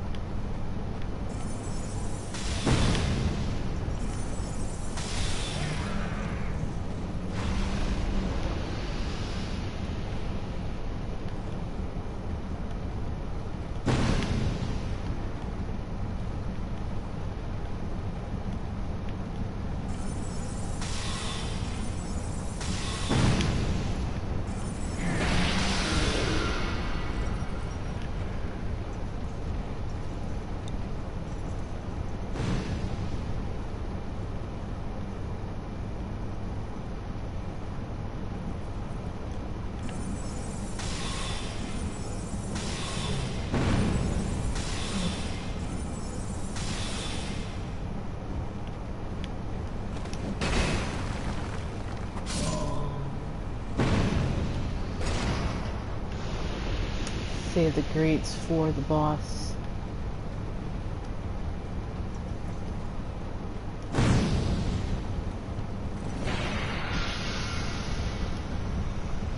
Okay, this way for the altar.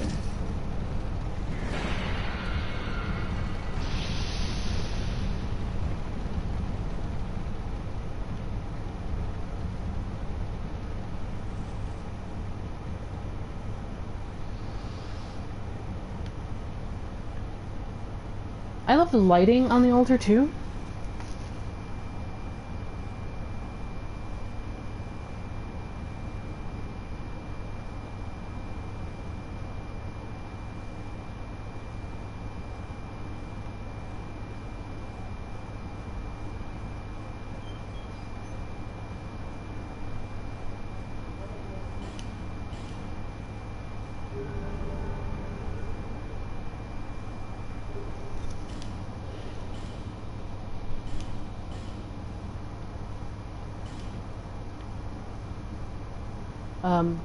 Apparently the Falconers are also worshippers on the are also Sunbros because they will drop sunlight metals very rarely.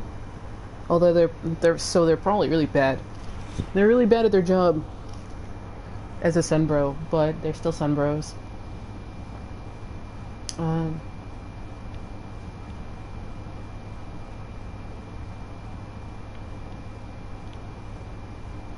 Although it's something you don't see any Falconers in this area.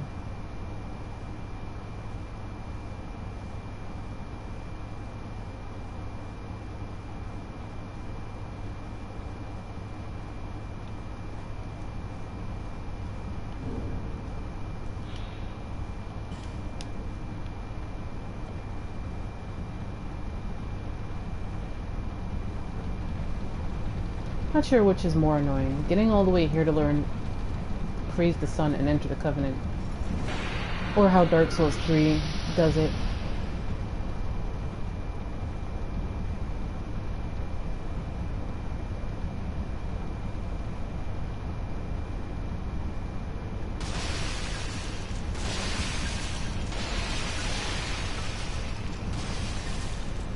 Lucatiel is pretty great. Frida and Yorick are also really good too.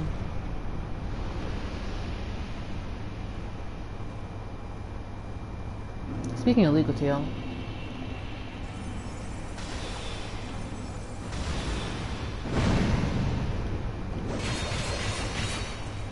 oh, I thought you were dead, you jerk.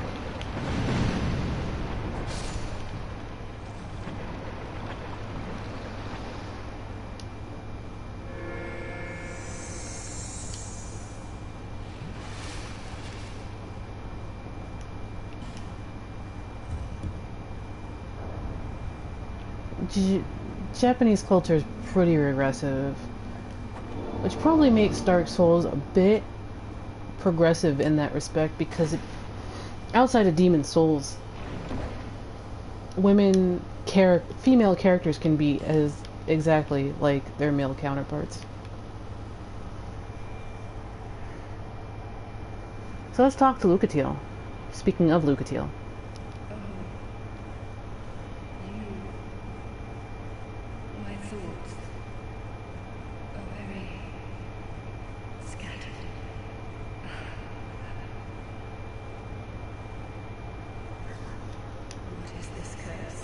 But yeah, they definitely shouldn't be given a pass.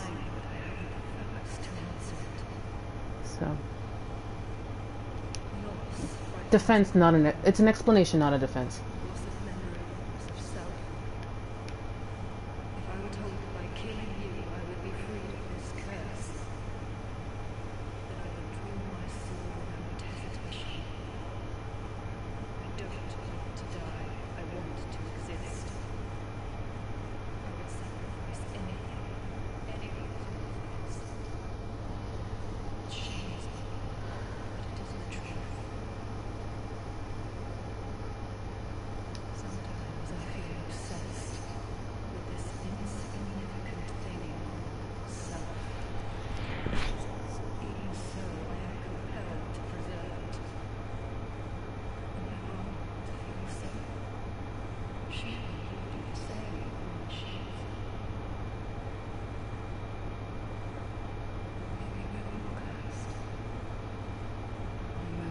I think what's beautiful about Dark Souls is that, at least Dark Souls 2, is it allows you to claim your identity no matter what,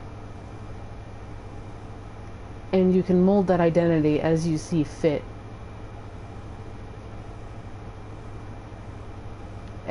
and identity is a bigger importance in Dark Souls 2 than it is anywhere else. And I think it's fairly well handled, at least for the protagonist.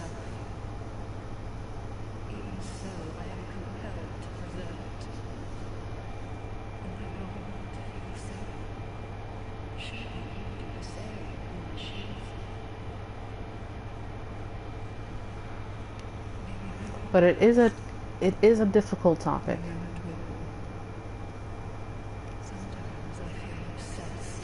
Lucatiel is a foil to that claiming of identity. The protagonist can claim it, and they can mold it as they see fit, as that identity grows and changes. But Lucatiel is losing her identity, it's slipping away from her.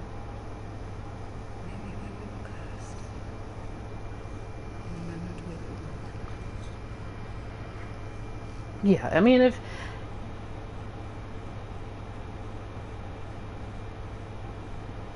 So, yeah. Identity is important in Dark Souls 2. I don't want to have to get up and mod. So, if somebody is uncomfortable with it, then just drop it. Take it to Discord or something. It is an uncomfortable topic for a lot of people, but it is an important one, at least in the vein of Dark Souls 2. And,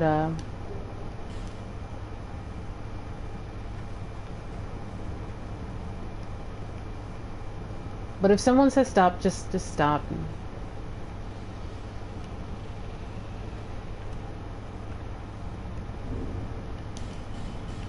I think it's handled a bit better in Dark Souls 2 than in any of the other ones.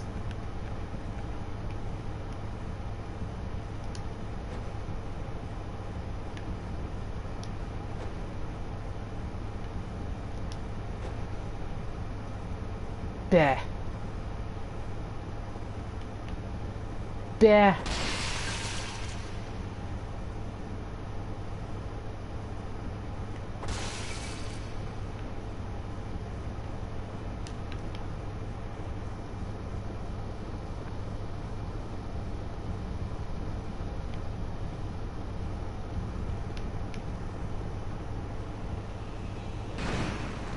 Yeah, I should have just thrown bombs. Oh.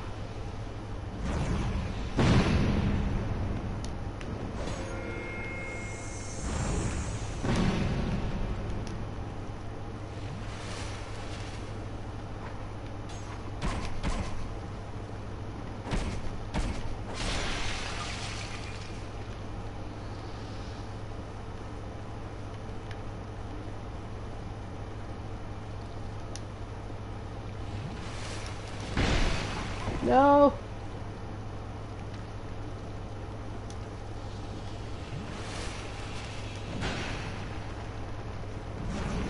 I do kind of wonder. I think if I was to guess, it's because of Keitha.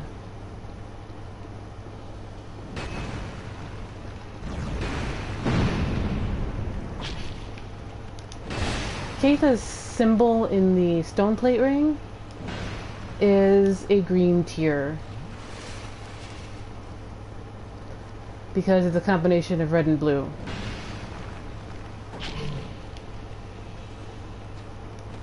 Maybe the combination of Keitha's tears is actually just poison, which also has interesting connotations for the fact that she gets credited with caressing tears. And yeah, Kingsfield. Yeah,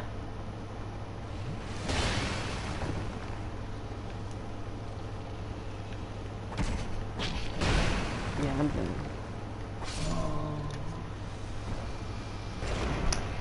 This Dark Souls 2 has more in common with Kingsfield 4 than any of the other games.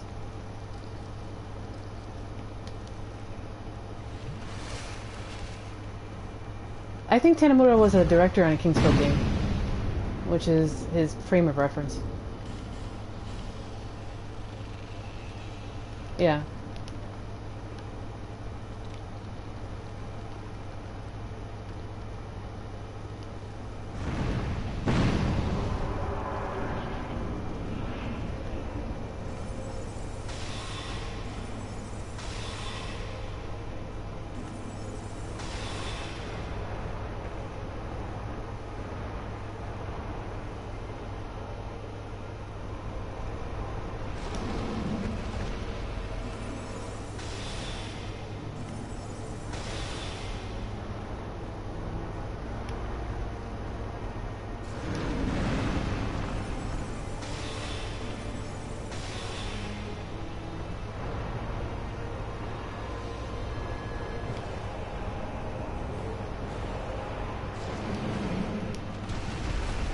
The heck?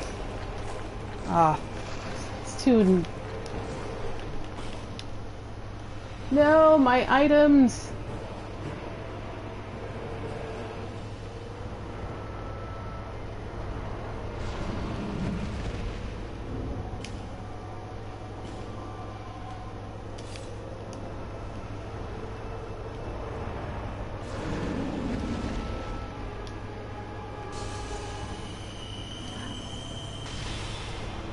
The grab attacks in... I've always had this weird, like, hitbox, even in Dark Souls 1, but it's a bit more pronounced in Dark Souls 3 and 2. Yeah, if you get caught by his command grab, then he's gonna rip your clothes off.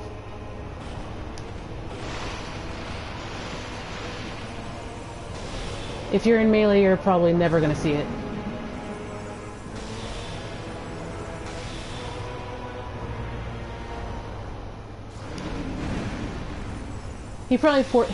He's there to force you to learn how to menu in mid-battle, which I'm bad at.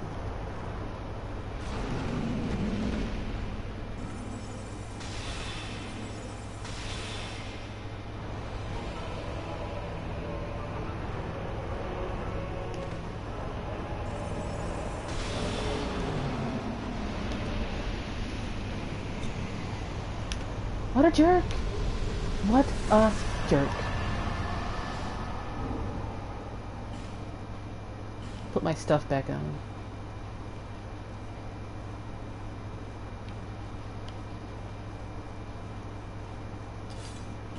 Wrong side, actually.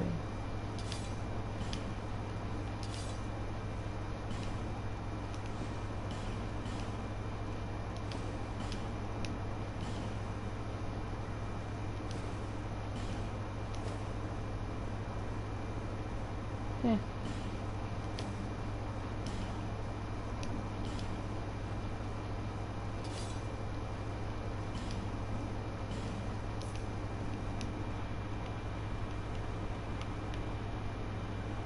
He, like, rips your clothes off.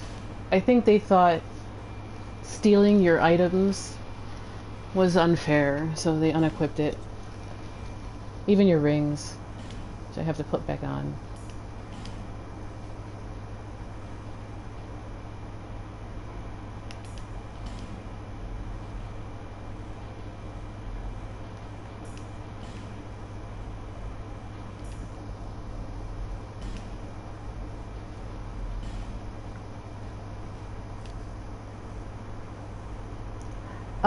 It's his tongue.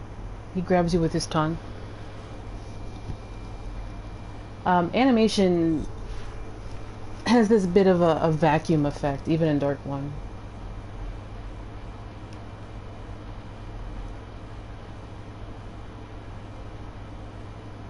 Alright, that's everything, I guess.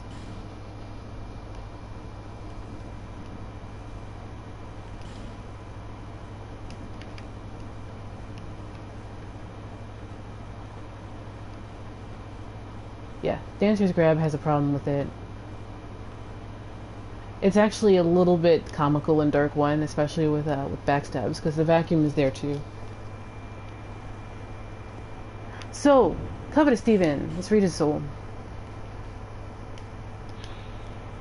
Soul of the covetous demon that devours all things. Eating is an expression of desire. Again, that whole greed meditation. There once was a man whose deep affections were unrequited. He transformed into the covetous demon, which only made him lonelier than before. Use the special soul of the covetous demon to acquire numerous souls or to create something of great worth.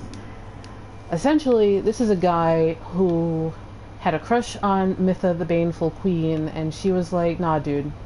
And he was like, but... And she was like, nah.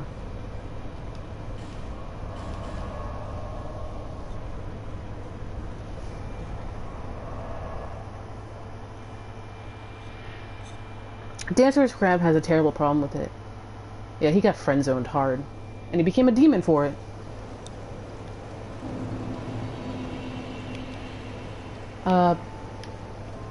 Dancer's Grab is really...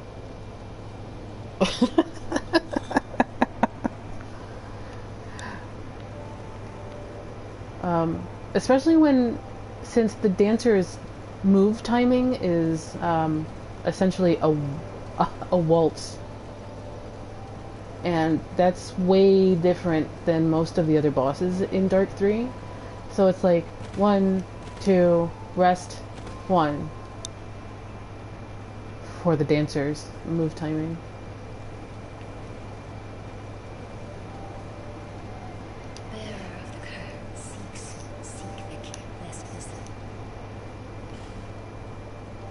Yes, and there's more clues in Dark 3 because they choreograph the music to the boss fights in Dark 3. So her theme is a waltz also, and it's choreographed to her moveset. So if you're like listening, or if you dodge with audio cues like I do a lot of the time, like, I don't complain about the camera so much because I'm usually using audio cues to dodge anyway. But her theme is a waltz, and so is her movement timing. The TLDR that. They don't do a whole lot of music theme choreography in Dark 1 or 3. They're just there.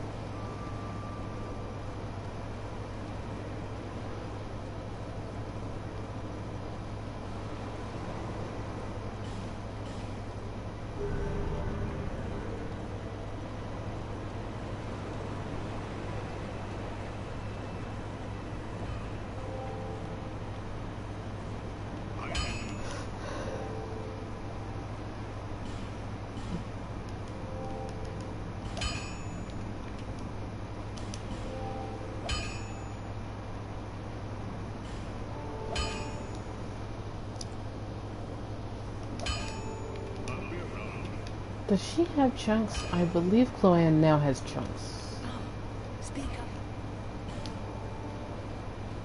No. No interest. She has flags for when her stock increases. Yeah, I always kind of call, when I heard Chloe Rad of IGN US, she called Dark Souls a rhythm game. That's when it clicked for me.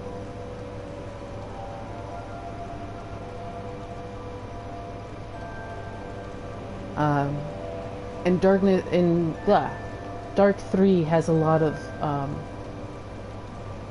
working in time with the music.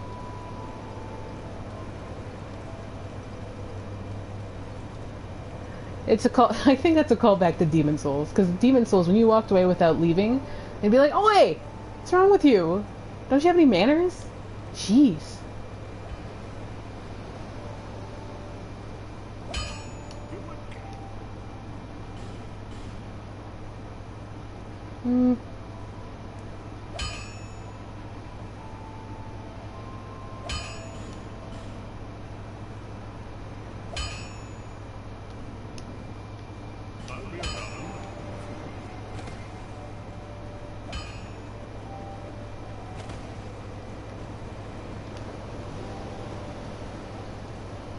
Blacksmith Ed is the best, and I do like that he's got a very minor reference in Dark 3.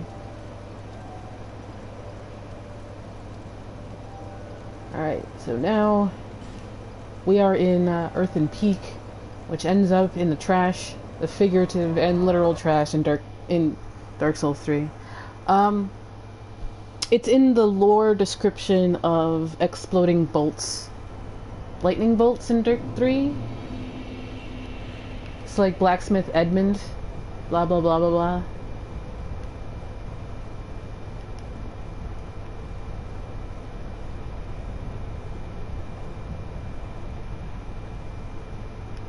Don't think I'm gonna get through all of this today, because there's actually a lot in this stupid little windmill.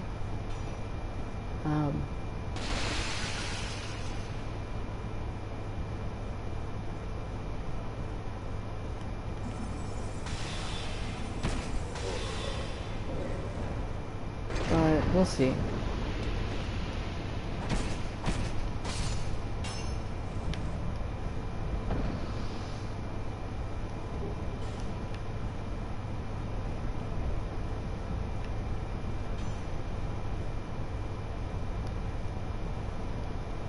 But yeah, I think it might be a reference to Kytha. If you, I don't know how this is going to show up on stream, but if I put this on, her tier is green because it's a combination of blue and red, but that's, I think, also the symbol for poison. It's very circumstantial, I know, but I think poison was attributed to Kytha in Dark 3. Oh, right, that's right. Blue and... that's right. That's right. I'm done. I forget my color theory. I think that's intriguing because Dark 3 attributes a miracle in it that we have here that isn't attributed to Kytha. Oh right, Chloranthy Ring says basically the same thing it's always said.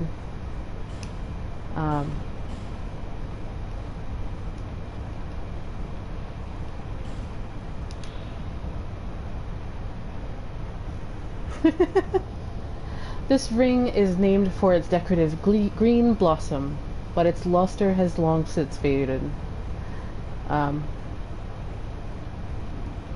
Yeah.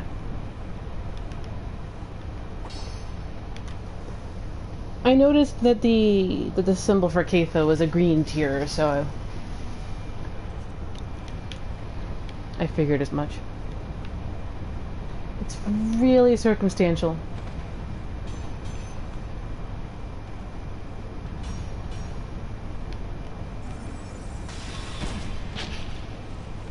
Dang it. Just what I need.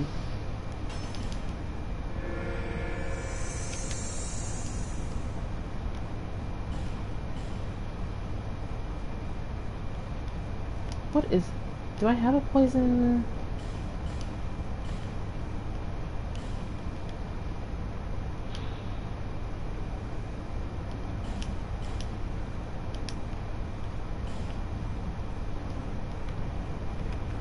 I'll have to check on McDuff before we call it a stream for that.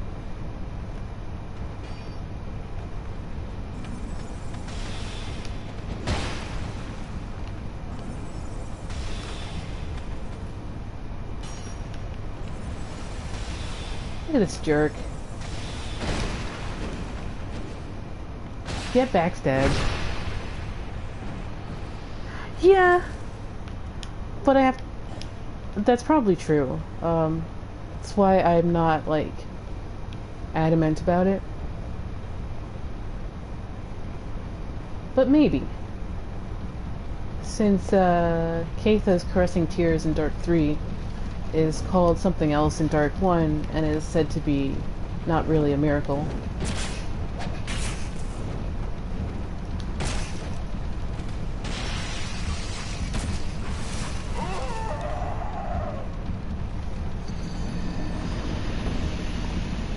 Mannequins, you're the worst.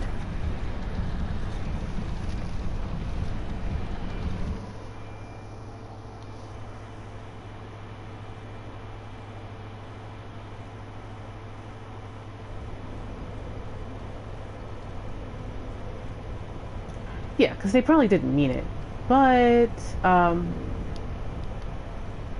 if I take it as a whole, then there's some interesting reconnections, maybe?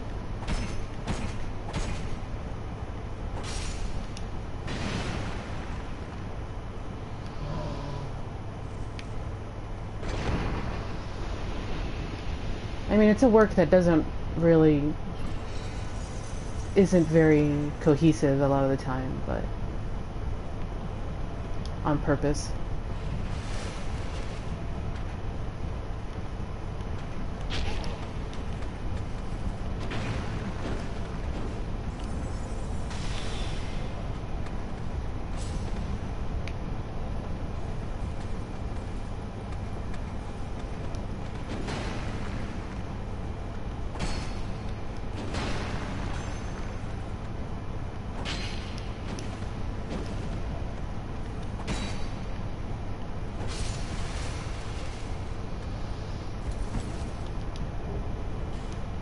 So this is a Grave Warden. We will be talking more about him soon. Dark Souls 3's Grave Wardens are very different. But this one is: the Wardens of the Crypt watch over the slumbering dead, making sure they are not awoken. Be they king or peasant, wise or dull, rich or poor, the Wardens treat them with the same care. So why would there be Wardens throughout Earthen Peak?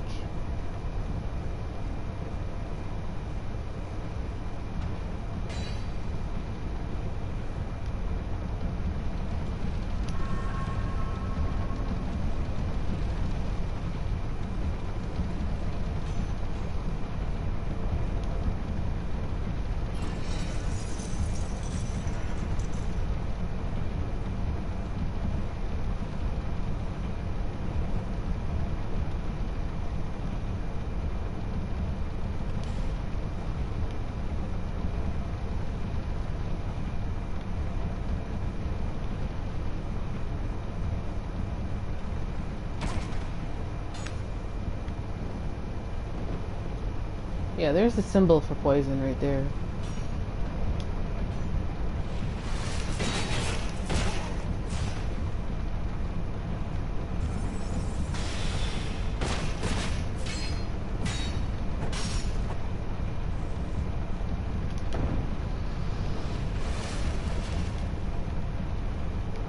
Is this a sort of crypt? Is that what they're saying?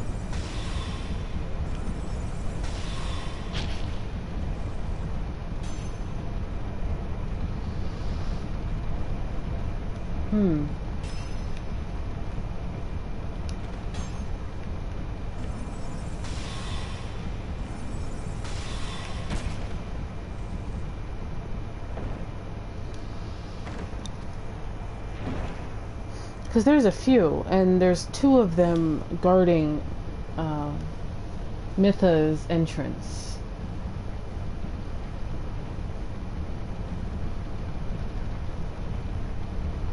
I wonder if Mytha was supposed to be a child of Manus too, and like, they didn't really.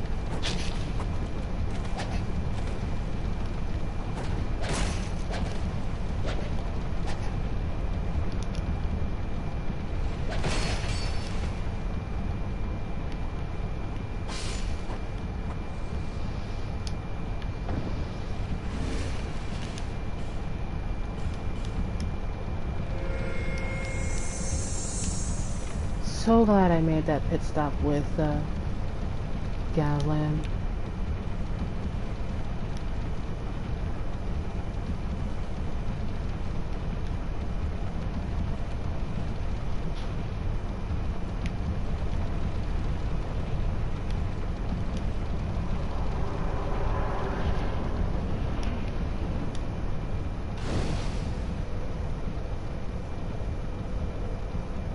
Yeah, I need to buy life gems. That's the problem. I don't have any.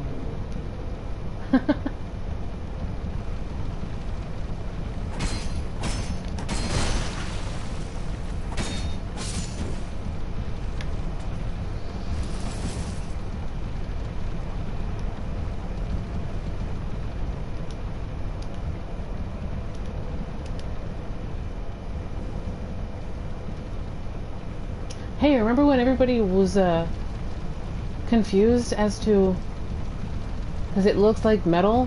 Dark Souls 3 answers that question. It's not metal.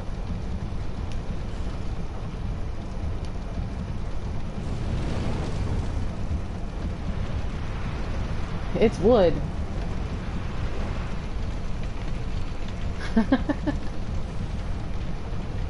It's not. If you look at the model in Dark Souls 3, it's very clearly wood.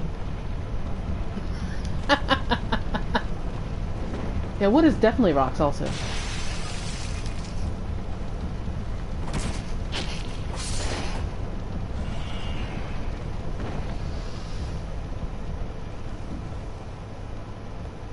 Alright.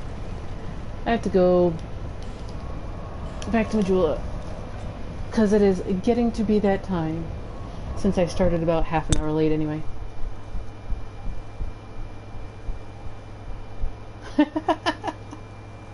Yeah, boot up the Ring City right now and go walk over to the lantern. It's most certainly wood.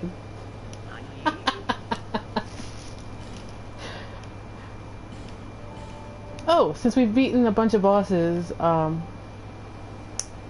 Melentia now has Radiant Life Gems.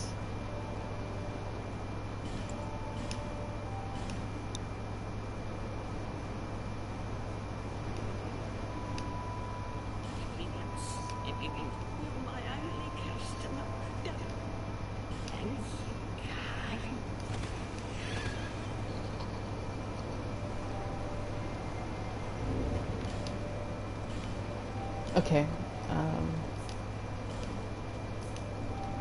So is there any questions or observations?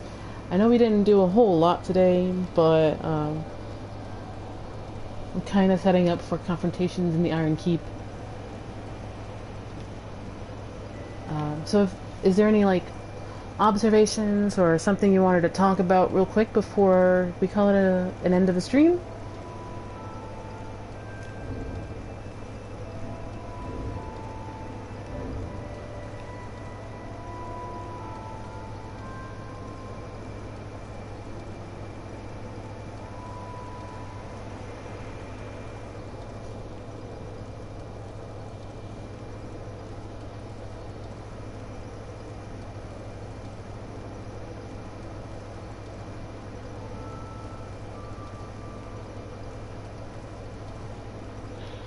Let me fix my emotes. Bite down. Oh, Mock is so good.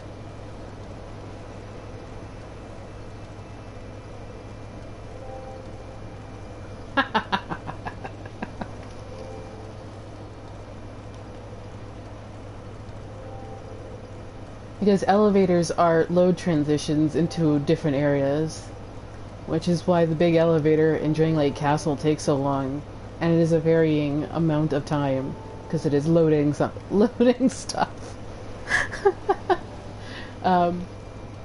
That's the technical answer.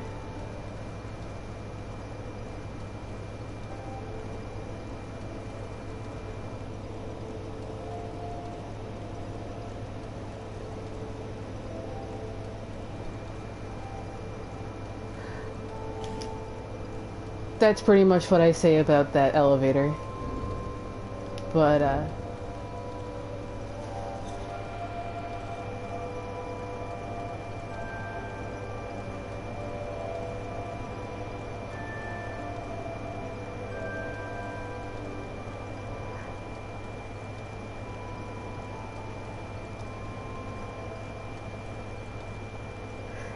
and honestly, Earthen Peak itself is probably right next to the lava, but it doesn't really make any sense. But yeah. Anyway, you guys, it's been fun. Thank you for joining me today, and praise the sun. Not that we can. Thank you for joining me. I'll see you guys next time, probably tomorrow, or the day before, day after. Hunter M, shoot me a whisper with your Medium link so I can follow it. But thanks for joining me, and have a good night.